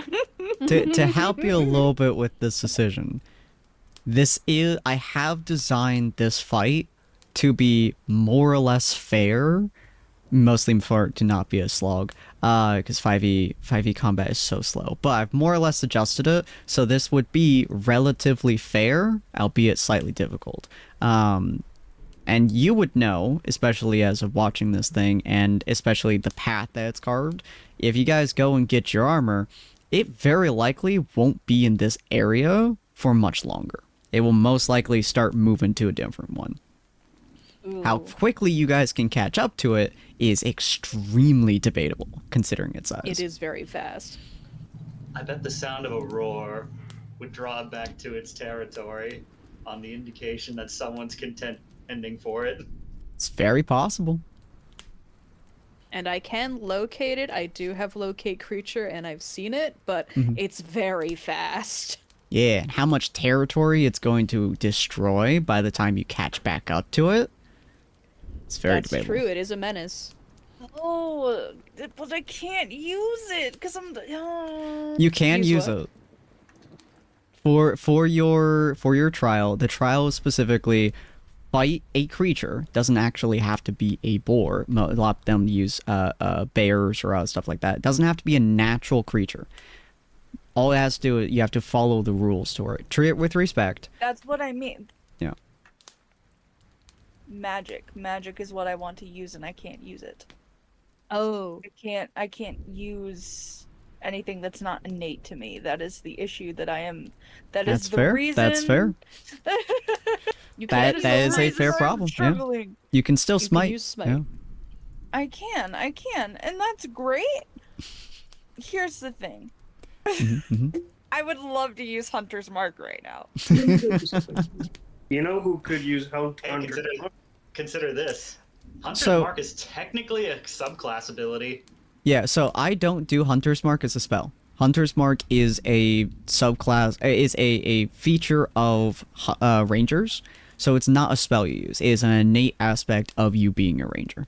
Because I fucking hate it as a spell. It's a stupid... like, Lay on Hands and Hunter's Mark should be the same aspect of ability within 5e rulings, and they're not. And it makes me so mad. So it's So an then active I class could feature. I could use it, is what Yes. you're saying. Is like, Yes. okay. Hunter's So- Mark is a usable ability since it is an innate feature of you being a ranger,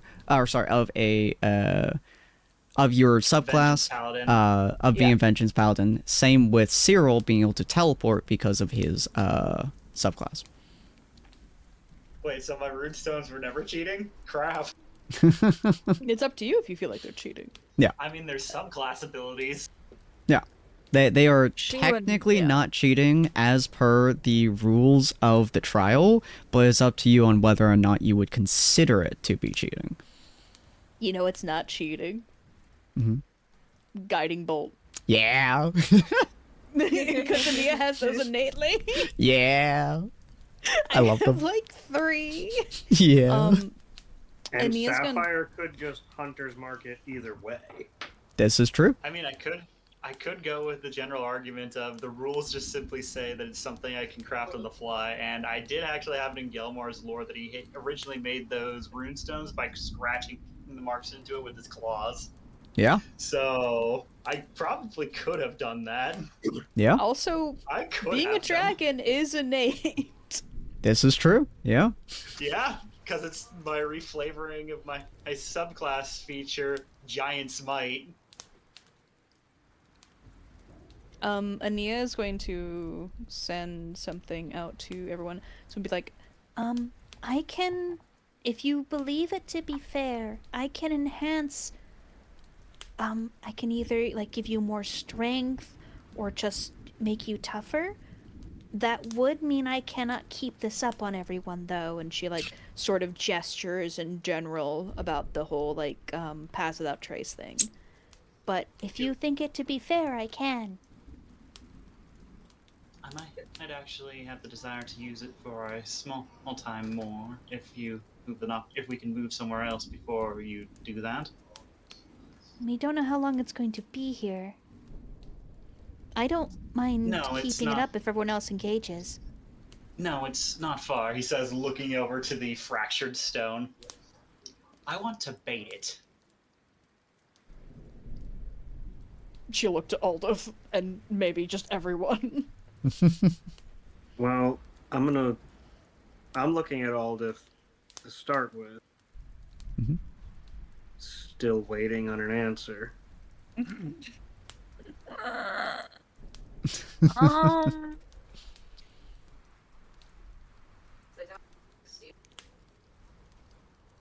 I'm sorry. I'm sorry. I feel bad. You're fine. Don't No, feel you're bad. fine. Don't feel bad. It's a tough decision. Yeah. Yeah. Yeah, this is a really hard decision.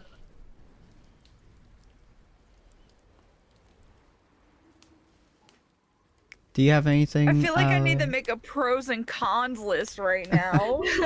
Carve it Like, into this the is stone. ridiculous. Do you Well- know what Aldous thinking?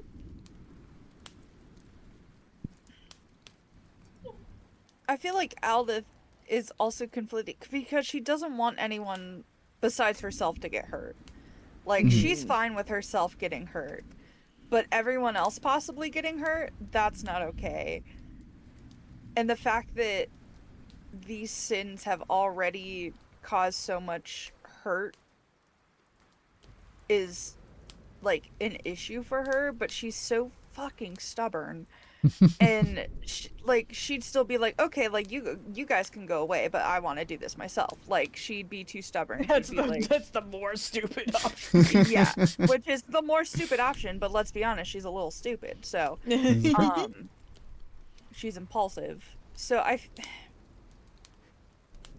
but I feel like at the end of the day, her need to protect everybody else, to make sure that they are safe, outweighs her need to prove. You could to herself always that she can, say, like- as Ania, you could always bring up like, I want to do it, but I want to protect you. As a Nia. Oh, sorry, as Aldith. I have too many A's in my brain. But you could say as Aldith, you could say like, I want to do this, like that. This is I want to do it, but I want to I don't protect want you you all guys as getting well. hurt. Yeah, Right. You could see. Yeah. I'm talking myself through it right now. Mm-hmm. I'm talking myself through the decision. But while you think on it, Sapphire, is there anything that Sapphire would be saying to the party? While Aldith is probably having her head down a little bit and just like thinking through.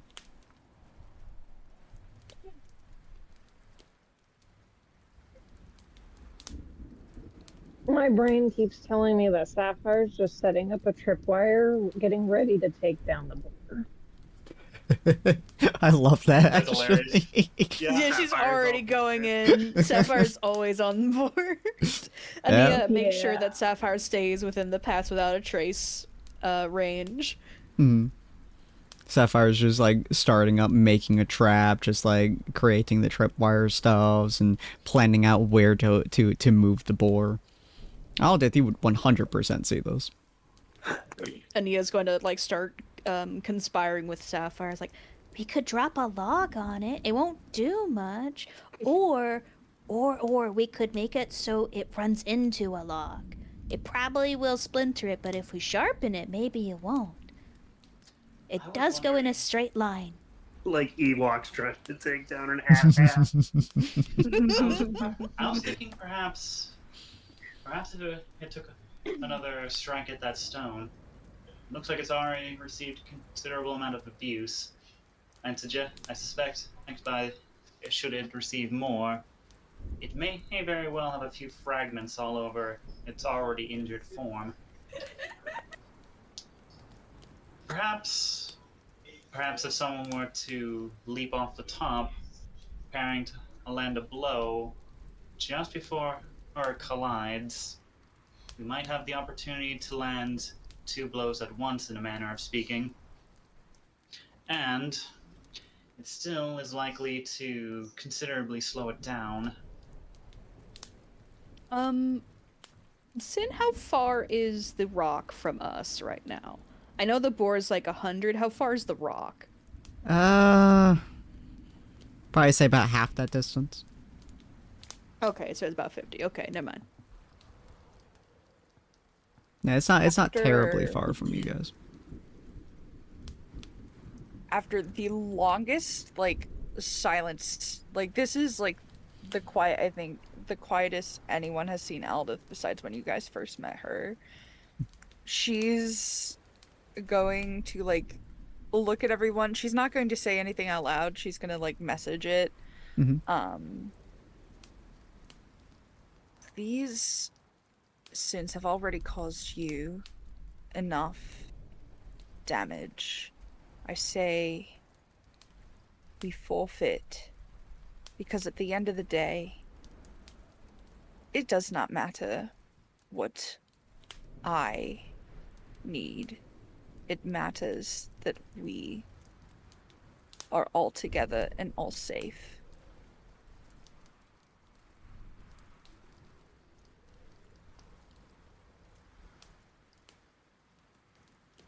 You can almost feel Cyril's desire to slap her upside the head. Ania actively, Ania turns and it's Tra, and Tra looks disgusted, and he's like, ugh. It's not what I need. Yes, it is what you need. The whole thing you did is because you need this.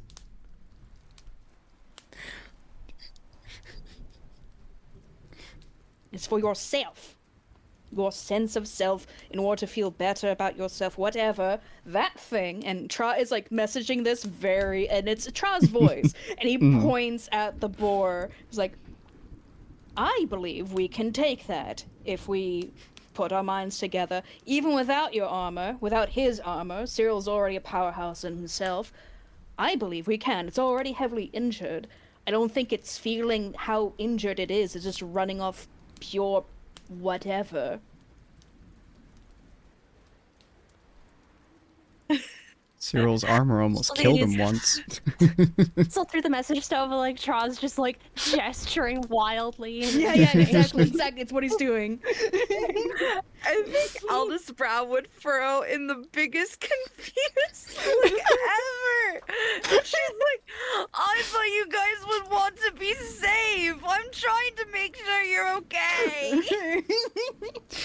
The whole group be like, Tra, the fuck like- you mean?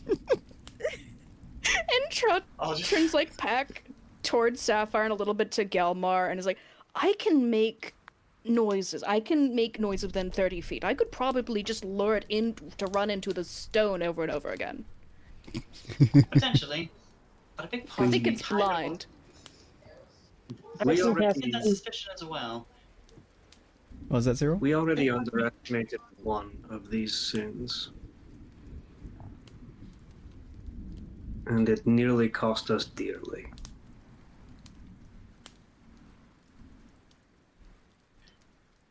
Oh no, this is a matter of pride now. Yamar says in response to reference to himself. Damn Aldous your gonna look. fucking pride. This is not about that. Fucking children. All of you. Tra rolls his eyes. Just gonna look at Cyril, and her eyes are big. She's like, no, you can't be the voice of reason right now. That's incorrect. Wait. we might have to fight this thing. Cyril can't be right. Cyril wants to back off from this? Damn, we have taught him too well.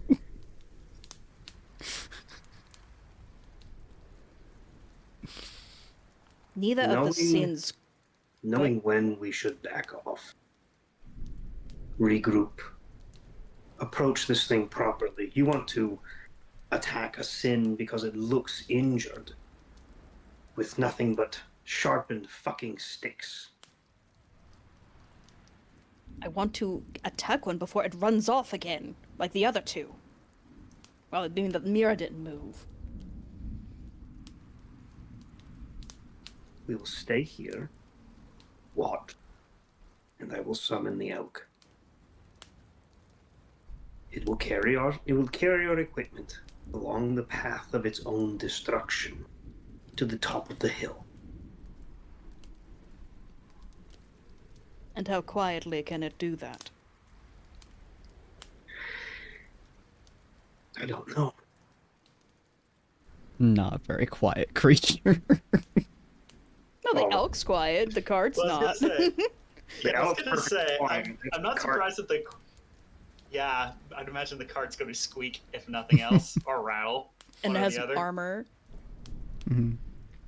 So Uh, how It has about everyone this? but Aldous armor. Aldous is still going in without any armor, no matter what. So it's more like, just whatever you guys want to do now, because now I still don't know what to do.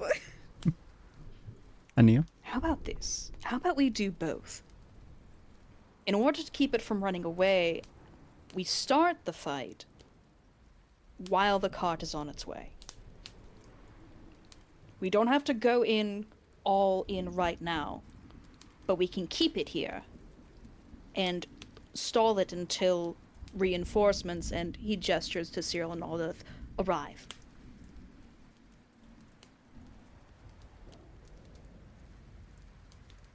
I think I can be okay with that. The creature seems to like bow its head down a little bit, and you can see its like its entire body, like the tense muscles they saw from earlier. It starts to get even more tense as it like crouches down, and then you guys hear the faintest sound of like a tiny little like sounds like almost like a cricket that goes off, and the entire tree that cricket came from gets flattened as the beast jumps onto it, full force, and squishes the entire thing. And it just kind of stands up. Trod jumps, and then, like, he jumps back into Ania. Like, spooked him back to Ania. It kind of, like, stands back up, and its muscles seem to have, like, loosened ever so slightly. And then it just kind of, like, slowly starts to get tense again.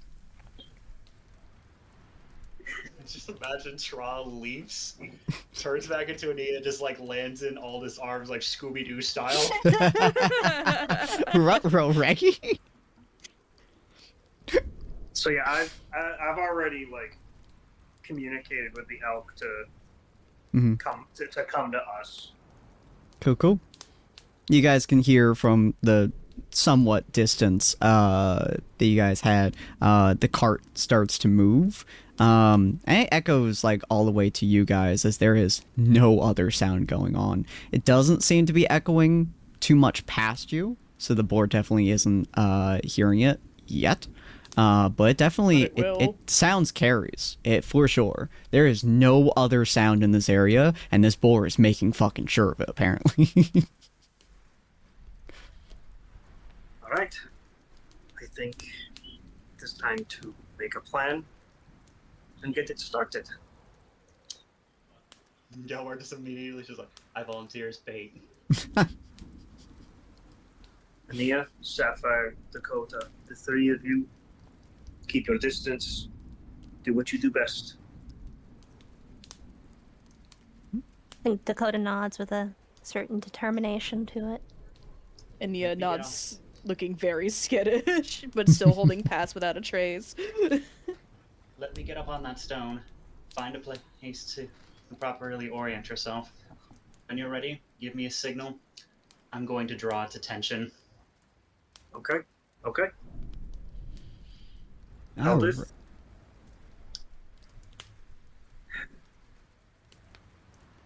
you and I will position ourselves near enough to the stone, but not close enough where it will see us right away. I thought you were going to go get your armor. We still have to wait for it to get here. Well, you can meet it halfway.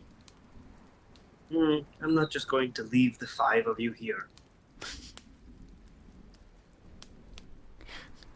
It's gonna take a while to equip it all. Oh, I don't even have my scorpion armor. Oh. But then she just starts taking it out of her bag. How loud is it? Does it clank? It's made It's of kite, Yeah, it's if you put on very, very slowly, like probably adding another 10 minutes to put on, you could absolutely do it without making a single sound. But it is made of hardened, chitin and stuff, which effectively speaking, when it hits itself, produces the same sound as metal. I was gonna say, I was probably gonna assume it was gonna make some sort of clicking noise. Probably not as loud, but still pretty loud. Yeah, it's very much so a clicking sound. It's so well fitted that once it's all in place, it won't make a single sound. But trying not to make it hit itself while putting on would be very difficult. Ania starts to put it back in the bag and looking conflicted. You know, sometimes I forget that all three of your personalities don't actually share each other's plans with each other. Oh, no, we do.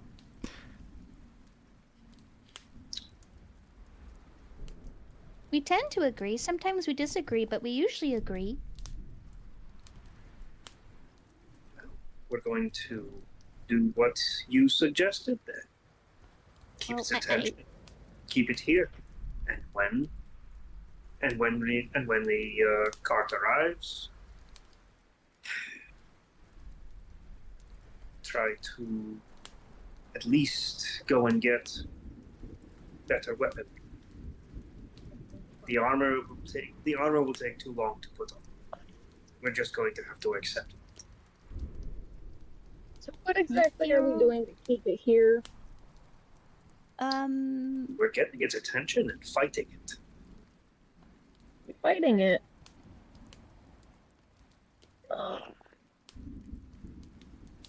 I have a sleep spell we can use. Will that work? Good question. I mean, it's possible. We can probably get you close enough to try. Do you need to touch it? The spell says within 20 feet of me, so. I think we can get that close if I go with you. Yeah. I think it should work. If it feels more fair to try and keep, not harming the creature, at least, if it's just a normal creature. It's definitely not normal. Well, what if this is just something that got put on a creature? That'd make anybody angry, wouldn't it? That animal is really angry. It is fair very point. angry. If we can put it to sleep, that should give us plenty of time to re-equip without risking ourselves. Gelmar can make and then runes. we can better examine it to see what happens. If something goes wrong, though, what should we do? Well, that's why I was thinking a tripwire to try and at least stop it in its tracks. I don't think that tripwire is going to stop it. The tree didn't stop it. Aldith will get very serious for a moment, and she'll face stoic. If anything goes bad, all of you will be retreating, and I will stay behind. That's stupid. No way. Out of the question. How do you think we're going to feel if we do that? I'm going into the challenge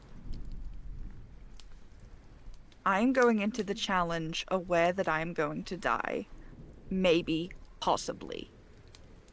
You all did not sign up for that. I did.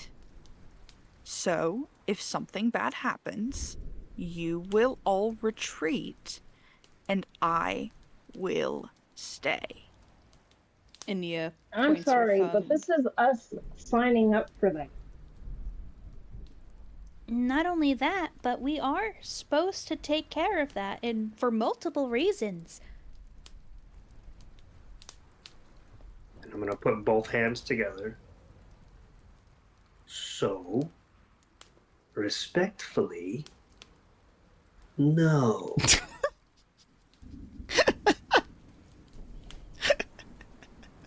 What? I can't pull a page out of your book. Ooh. Ooh, and then now like looks between Aldith and Cyril excitedly. Ooh, Gilmar. If Gilmar had popcorn, he'd be getting it out. Yeah. You can wait. You can wait to do that sometime, some other time. How's that sound?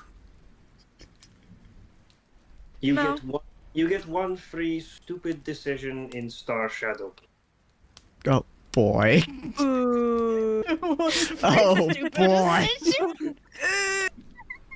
Please don't make We should decisions not in the have Star promised. Shadow We should not be Kingdom. promising these things to anyone. Not in my house. Promise. Not in my house. Oh no, it won't be in your house. Good. I'll just punch the fellow in the dick. As the conversation is going on, how much closer does the cart sound? Oh, it's getting louder, as for sure. I would say you guys have maybe a couple minutes before the sound is undoubtedly going to reach the boar. So, assuming that Ania and Sapphire can get close to use the sleep spell, if the sleep spell fails, Sapphire still has the equipment that Glimmer made for her. It should be able to pull her and Ania out of harm's way. Oh, she has the Attack on Titan stuff. Yes. The question is, Sick. does she want to use it? Is it fair? It would be sick though. It'd be sick I mean, shit. This thing has like impenetrable skin when it comes to. This is to get piercing out of her. the way. They're just gonna go to the That is true. trees. That is true. It's not He's- to attack, it's to retreat, Yeah, Yeah. make position. that would certainly be fair. Yeah. And I don't need to be next to her. I can be a little bit ways back, because Sapphire's more stealthy than I am anyway. Okay. Okay. Alright. Well, Sapphire, whenever you want to try it, I think we're ready. And she like looks to the party. Okay. Alrighty, ladies and gentlemen. So, the way that this will be working, the way that we're going to do it, we're going to see if this be a little faster. It's going to be a little bit of a test, as most of my combats tend to be, but I'm really excited with how it's going to be right now. So, the way we're going to do it is that I will probably just go down the list from Alda to Sapphire and have you guys tell me, unless you guys want to mix up a little bit, but have you guys tell me what you are intending to do. Does not matter what that intention is. You guys can say, I want to climb and stab it in the neck. I want to blind it with mud. I want to bait it into running into this rock, etc., etc. It's just don't be, this is my intention. This is what my character is going to be trying to do. Just let me know what it's going to be. The boar will be doing something somewhere in that turn order. Either in the middle or at the end, somewhere in between one of your guys' my intentions or at the very end. That is where I'm going to put the boar. I will not say where it's going to be or what it's going to do until we get to the resolution phase. So you guys will tell me what all your intentions will be, gather them all up together, get to the resolution phase, and somewhere inside of that resolution, I will put the boar. Health is not going to be particularly important here. Instead, we're going to be doing something that will be called wounds. You guys will be getting hit, it will be hitting, and you guys will be causing certain wounds to occur.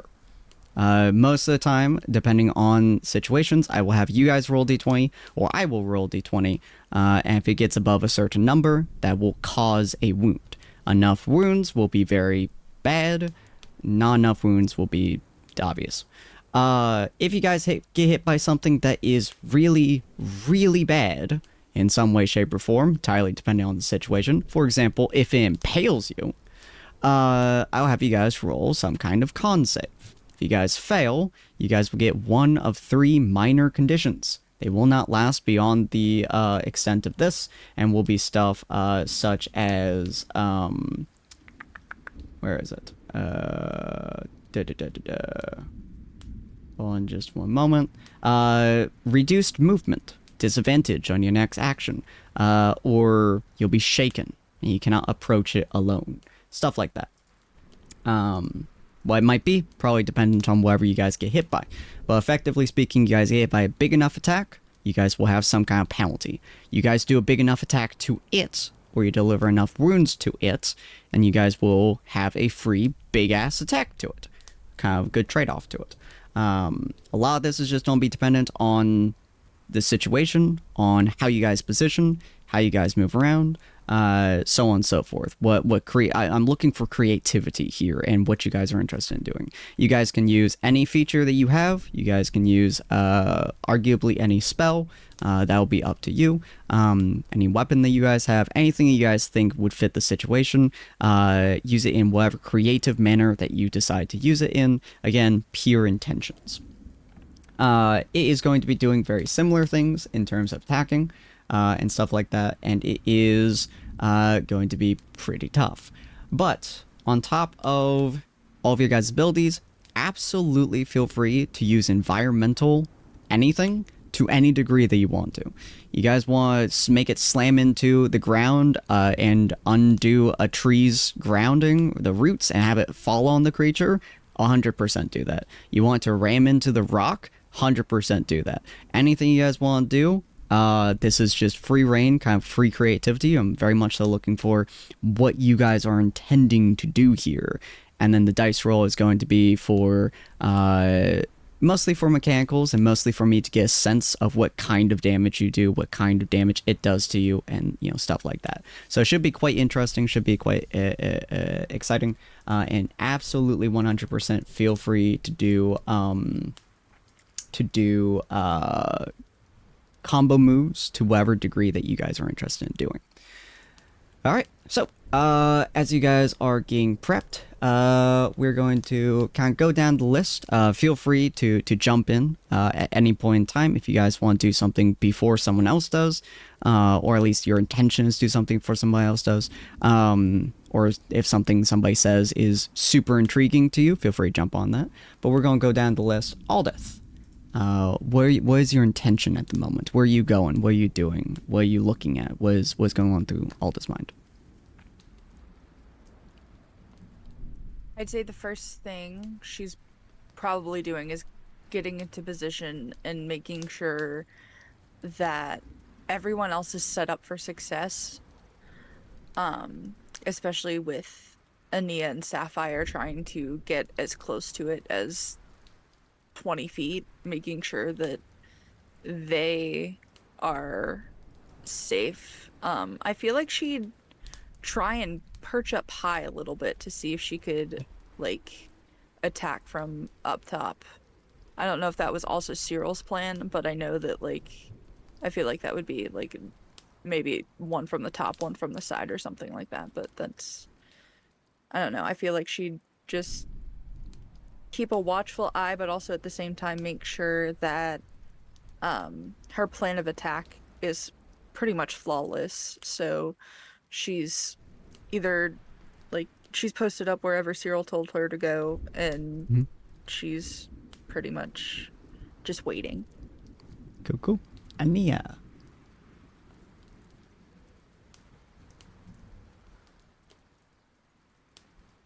Ania? I was muted, my bad. So, Ania still has Pass Without a Trace on. She's going to be following behind Sapphire, but not directly behind. She's like 15, 20, like she doesn't know the exact number, but around that range away from Sapphire. Yeah. So still giving her the bonus, but not close to her. And she's going to be hanging closer towards where the rock is. Okay. And as she goes, she's want to do two things. One, she's telling the party, hey, you're not gonna be, like, gifted with, like, lower presence soon, so keep that in mind. And I also wanted to see, she kind of wants to encourage Aldith, if we can snap off the already shattered tusk on the boar, Aldith could totally use that as a weapon if she can lift it. Is it big enough? Is it like something that someone could use? Or we could use it as part of a trap to impale itself on it. Yeah, it's a good like 7 feet long. Like anyone Oh, with okay. a decent amount of strength, such as Galmar, Cyril, or I believe Aldous, yeah, 17 strength, could totally pick it up and 17. throw it, but it would be certainly unwieldy. But it 100% could be used as a weapon. Okay. You should, like, just tell the party in general, like, One of its tusks already looks pretty badly shattered. I think we may be able to at least disarm that from it in short order. Galmar looking to her, nodding. I bet a bit of ice would probably seep into the gaps and make it even easier to break off.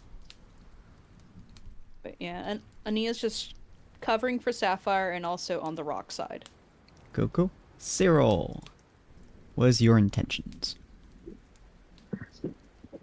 My intention. I'm going to set myself up. You said so. You said the rock is about 50 feet away from us. Roughly, yeah. All right, and Aldith is setting herself up near the top of that. Yeah, like anywhere that she can be perched, she wants to be perched up and high. Mm-hmm. Okay, so if Aldith is gonna perch up high, I'm gonna perch down. I'm gonna perch myself down low. Sort of like set up like a hammer and a nail situation. If she comes down to hit it, I'm going to try and get. I'm basically I'm going to try and like get underneath it at the right time, so that when she hits it, she would push it down onto the spear. But Smart. at the same time, because of where I'm going to be in the space that I'm going to be, I'm also holding out a. I'm also sort of just as a just in case, setting up for if the boar decides to go after Ania wherever she is. I'm going to just try to teleport in the way. Okay. Sounds good. Because I'm assuming that if Sapphire gets into trouble, Sapphire can get out of that trouble. I don't think Ania has a quick way to get out of trouble that isn't on foot.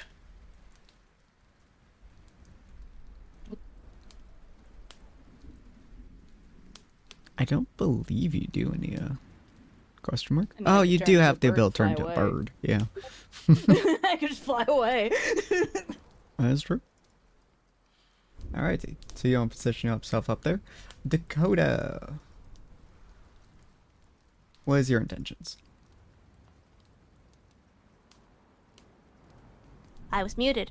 That seems to be a curse this episode. Let's see. I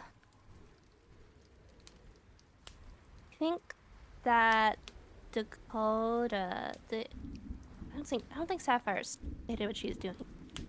Sapphire's don't be going forwards, but yeah, we're on be getting to her last. I think Dakota's also kind of planning to perch somewhere up high to get a good vantage point.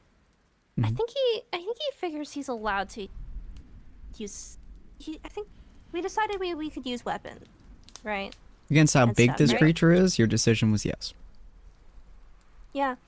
Okay. In which case, I think Dakota's kind of planning to get a good vantage point. I don't think the boar will notice if we cast True Strike on it, right? Yeah, probably won't. Especially considering distance you're at the moment. Yeah. Yeah, he's planning to perch up high, and he's planning to get a good aim on it. He's watching it very intently, making sure everyone's getting in their positions good. preparing to sounds misty good. step in case things get bad, all that sort of stuff. He's doing a sniper thing. He's doing a sniper thing. Sounds good. Gelmar. Sounds like I'm actually having a conversation for plans with Aldous at the moment. Yeah. My original plan was to go for its back, but sounds like I'm probably supposed to aim for the top of its head so I can get better range at the tusks.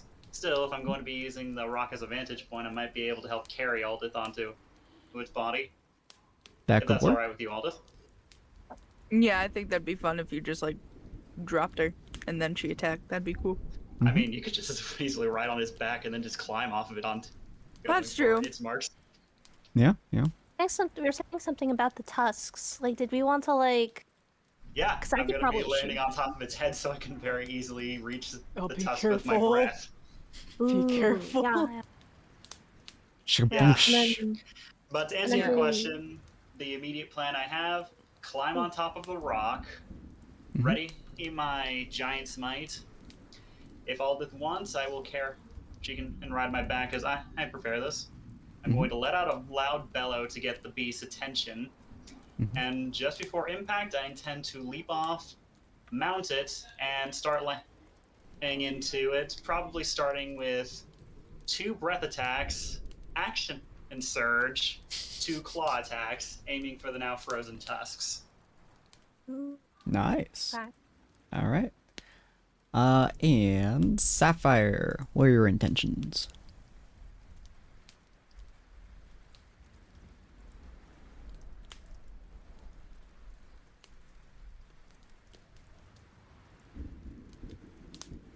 Sapphire? Ah, she's typing. Oh, typing. Let me pull in Hornbot. I think if you chat in that section, it brings in Hornbot, but I'm also paranoid, so.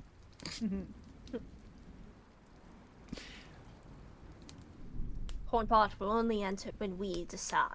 I assume that everyone is like, everyone who's going to the rock is sort of walking, like, somewhat behind Ania to stay within the Pass Without a Trace influence circle. Oh, 100%. Yeah, to get onto the rock without any sound, Gelmar would have to do so while Ania is standing next to them, which isn't particularly difficult to do, and doesn't take a particularly long time either.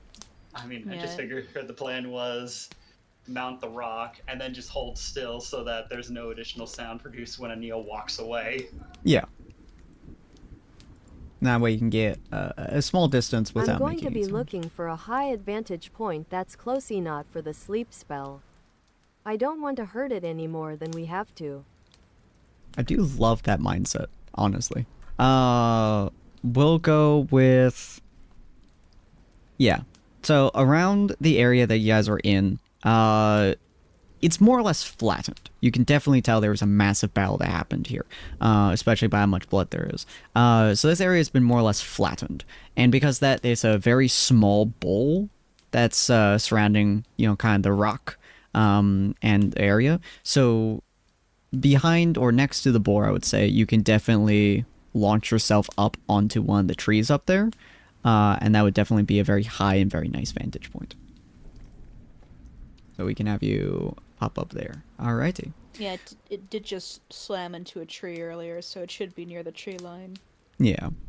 So as you guys start moving onwards, Gelmar, Cyril, and Aldith all start walking with Ania and Sapphire, while Dakota stays back, kind of watching the area. For purposes of this, Dakota will say all the bowl that we're in is roughly within your range, so that really shouldn't be a problem for you, as I believe you have Skulker. You do. Did I Yeah. get skunk? Oh, I do. So, yeah, you have Skulker, and it makes it so you cannot get shot from it. You also have Sharpshooter, which makes it so attacking at long range doesn't impose disadvantage on weapons. So quite literally, this whole area, you have 100% shots in, 100% aim in.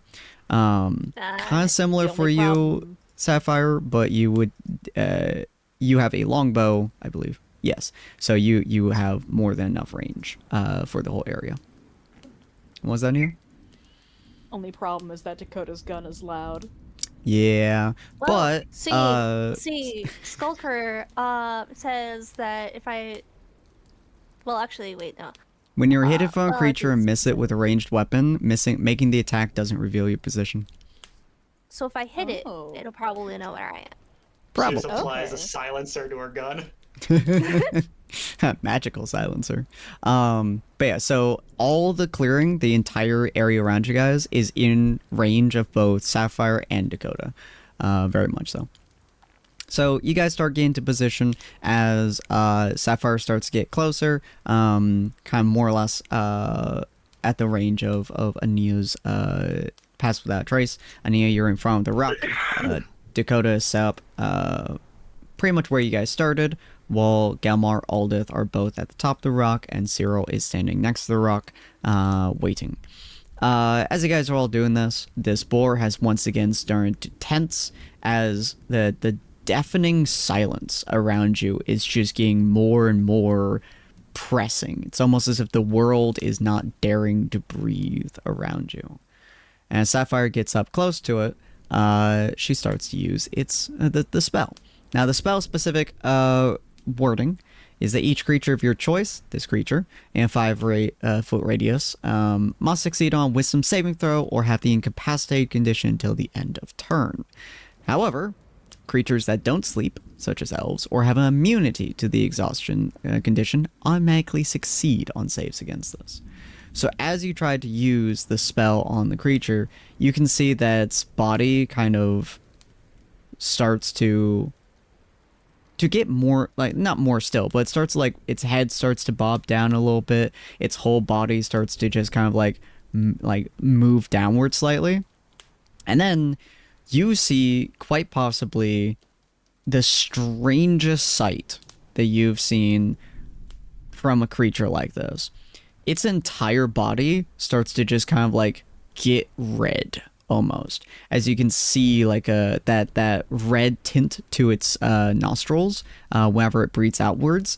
Kind of the smoke kind of pulls outwards and then kind of moves into its body, and it just starts to get so much angrier as it, like, its eyes pop open. And you guys were very correct. Its eyes are completely gray.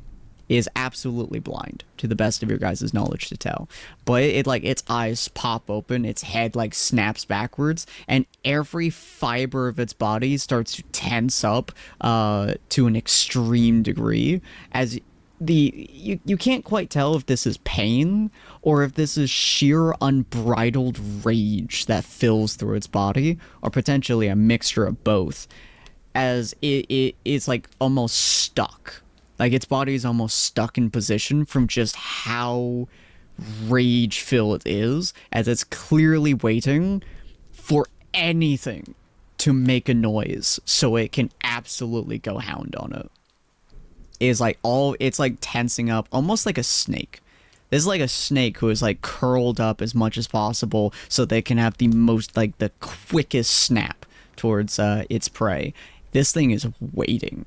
But it's not waiting because it's smart. This thing is waiting because it has no target, and it hates that. Alrighty. Who shall make the first sound? Will that be you, Galmar? I mean, it was my intention to redirect his attention to the stone, so probably. Alright.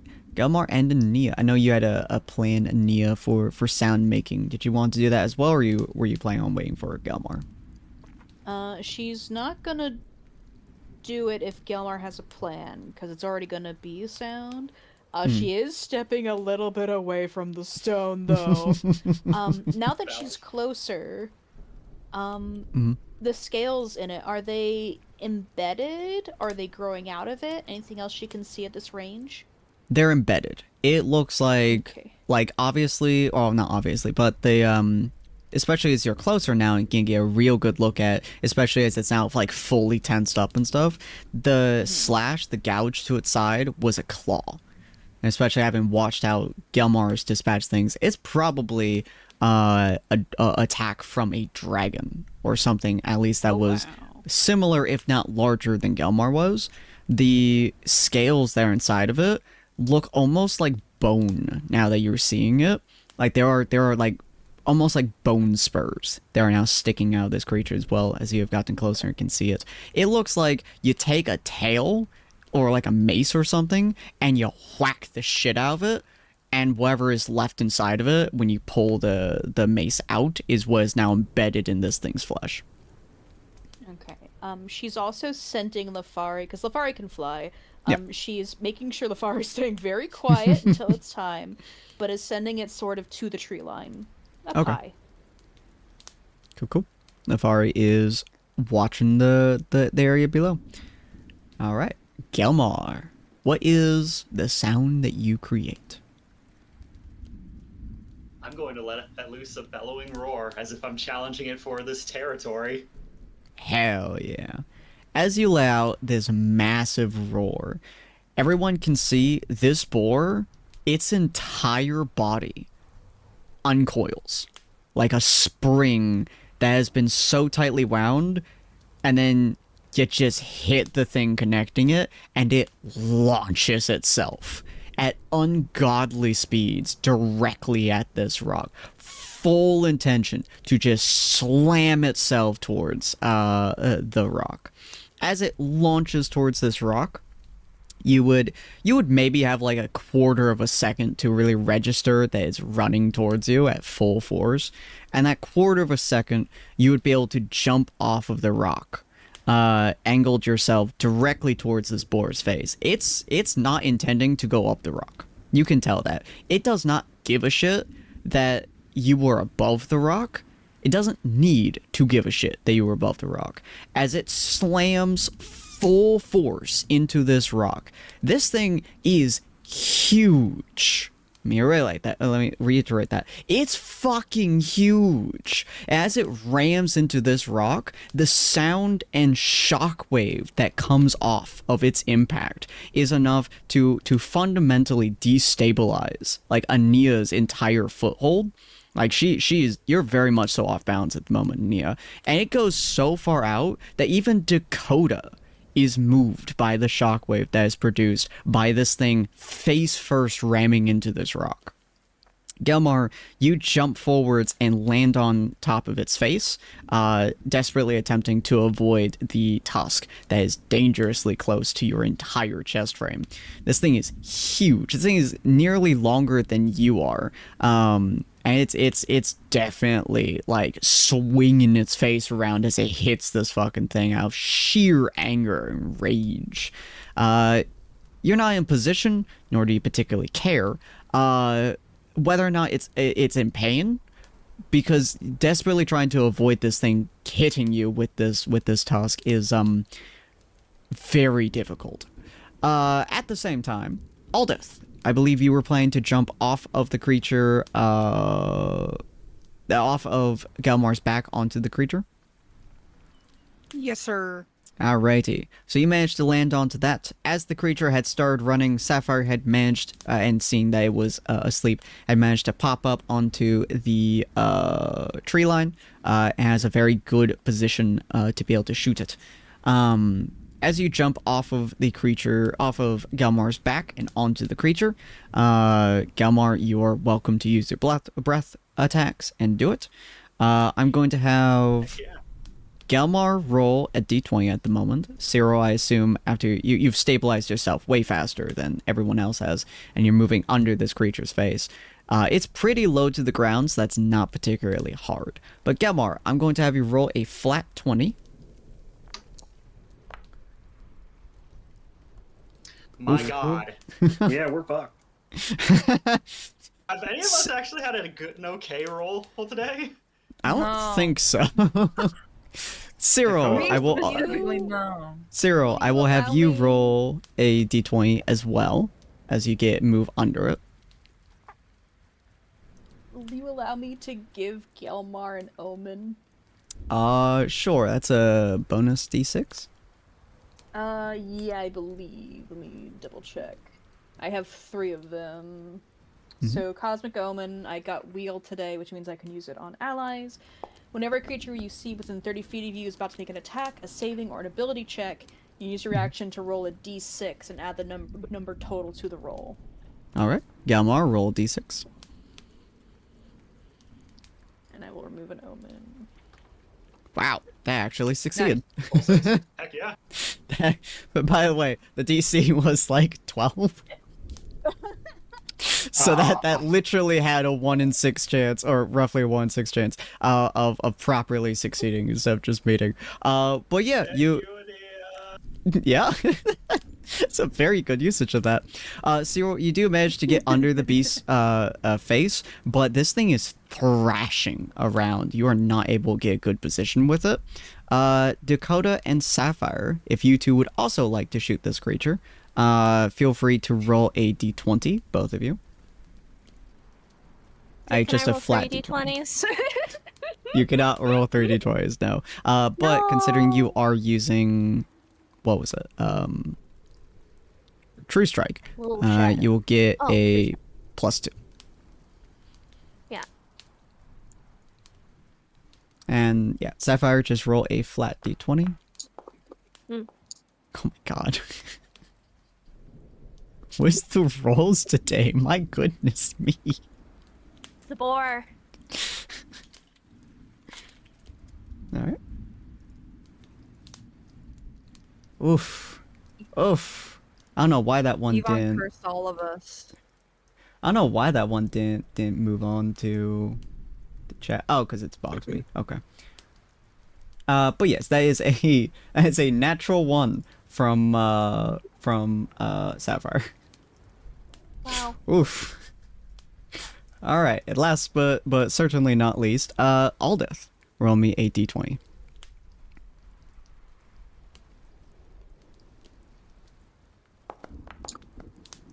Oh my god.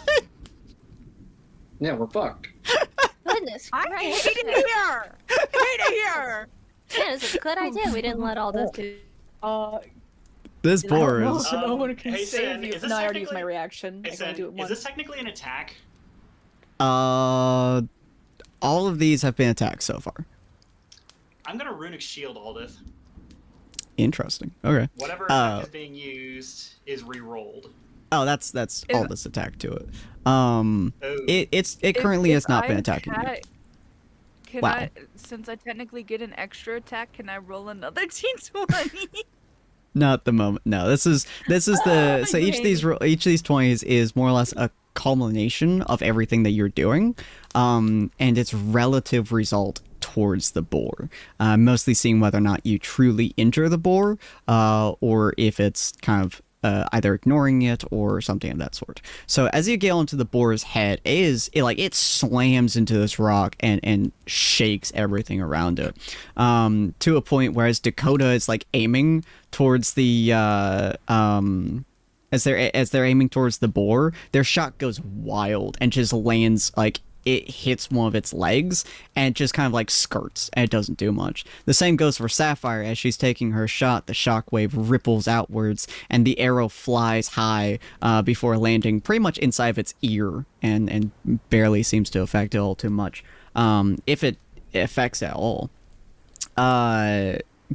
Cyril, you are desperately dodging its face as it is thrashing this thing around, having Galmar now on it, as it is desperately trying to get Galmar off. You are getting no opportunities to try stabbing it, that you can see at the very least. And then, was that everyone?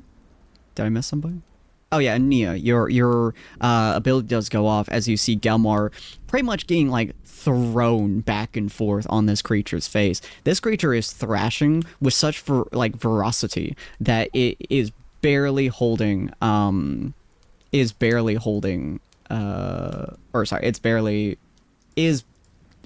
not throwing Galmar off. My words are fucking me today. Sorry about that. And you with your reaction, your just native ability, you're able to pretty much give him a boon as he gets a really good grip into its tusk. And then Galmar, I mean the only one who's past a 12, shockingly, you start heavily breathing. ice onto this tusk. It is already somewhat damaged, the tusk itself, though it seems to be somewhat strong. But as you are like just whaling down the breath into this thing, this thing's tusk is absolutely just getting covered in frost. Just 100% like forcing it as deep into the grooves as possible.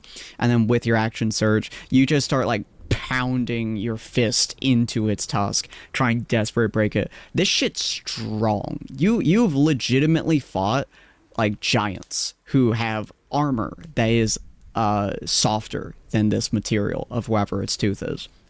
But you are absolutely wailing away at this thing's armor. For its turn, how it's going to react to all this is absolutely thrashing its entire body. You're on its face. Aldith is above it, but she's just like stabbing into it, and the spear that she's using just cannot seem to reach deep enough through whatever fur texture it has, and she just can't dig her spear into it. So as it's like wailing about and just thrashing about, it is going to... Alright, that worked. It is going to slam its face even harder into this rock.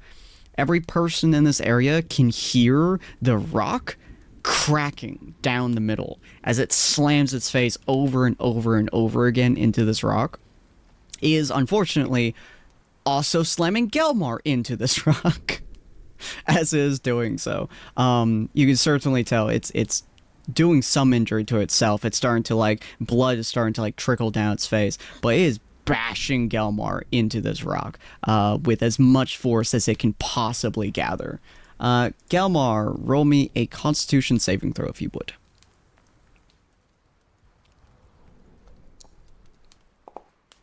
That's not bad. There we go. That's not bad. Modified 20. Your back hurts. Your back hurts a lot, but it's not bad. It's not like this. You've dealt with worse. You've tanked harder blows from giants and other creatures like that. Hell, the blows that you took while inside of the Stillwater town were much worse than this. It might also be that your brain is just not processing pain properly from the other day's experience. But yeah, no, like it's bashing you against this rock over and over and cracking the rock with the force. But you are holding on. You are gripping this thing like it owes you money. Like you are refusing to let yourself off of this. All right. Predator guided by adrenaline.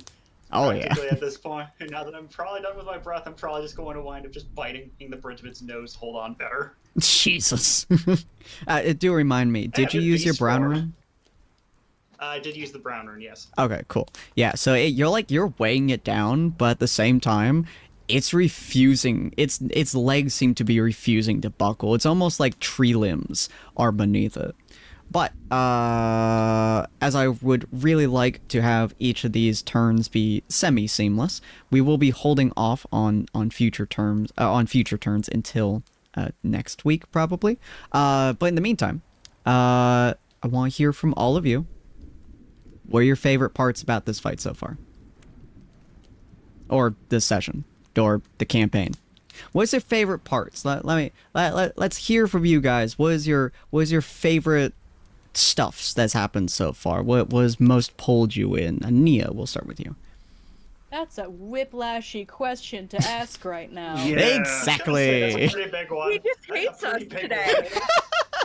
We have 3 minutes. Hey, fuck my players. All right. We can go over this in 3 minutes. That definitely sounds like a next week prompt question. You know what? That's a good question. That's a good point, actually. That's a sound logic right there. I like that. That's why I have you guys think for me. So next week, that will be your prompt. What is your favorite part of, I guess, the campaign? I'll go in more detail. I'll write it out at some point later. Make it flowery. I'll put in some purple prose in there, you know. I'll make it beautiful, you know. I'll make it You're all 3 dying sentences. intense. By the way, You know, it's slamming the Galmar against a rock. All of you guys are either missing or just deeply concerned. It's just like, rolling how's ones the and weather? fours. It's literally Yeah, this sounds like a the tank last- to me.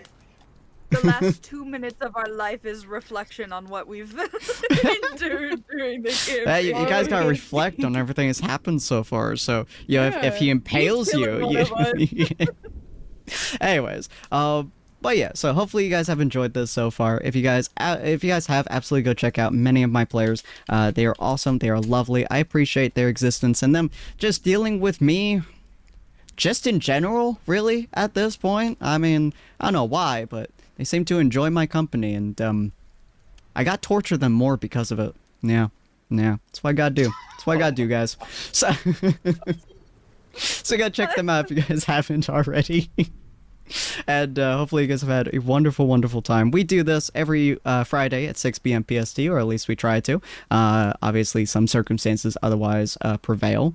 We're also, if you guys want to check out what beast that they were fighting, or that this creature was fighting, feel free to go check out Tables of Tartarus, my YouTube channel for all my TTRPGs, where King's Kindness is currently fighting the creature that was battling this boar. Which, yes, is as cool as it fucking sounds. Alrighty, but we're going to be going to do a raid. If you guys haven't done a raid with us, absolutely feel free to grab that raid message right there. Fuck off ads, I don't give two shits. And we are going to find somebody to raid today, which I have a person in mind, but I think they're about to go sleepy, so I never get to raid her, and I'm sad. But that's okay. I have other folks. We're gonna go with... Yeah, I think we're gonna go with my friend Evie today, because she's an absolute sweetheart, and I know she had some questions she wanted to ask me, so we're gonna pop over to her. She's playing some Fallout 4, I believe heavily modded, but I could be wrong on that. She's an absolute sweetheart, very wonderful, does a lot of stuff with us, mostly inside of our Discord, and kind of popping over to our streams and chatting with us and stuff. So it's a great time, it's wonderful. You guys are going to enjoy her content quite a bit. And we'll see all of you fine folks in a couple of hours as I play some Marvel Rivals, possibly with Yuki, as we check out the start of the new season of Marvel Rivals, as I wasn't able to do so last night because the server started at 4 a.m. and I was trying to sleep so I could do this. So have a wonderful night, ladies and gentlemen. I appreciate you guys. I appreciate all of you folks for joining me, and all my players for being as cool and rad as they always are. Alright, have a good night, and we'll see you guys next time. Bye. Bye-bye. Bye. Take care. Yeetus deletus. Oh wait, I want it to actually be. There we go. Okay. Boo.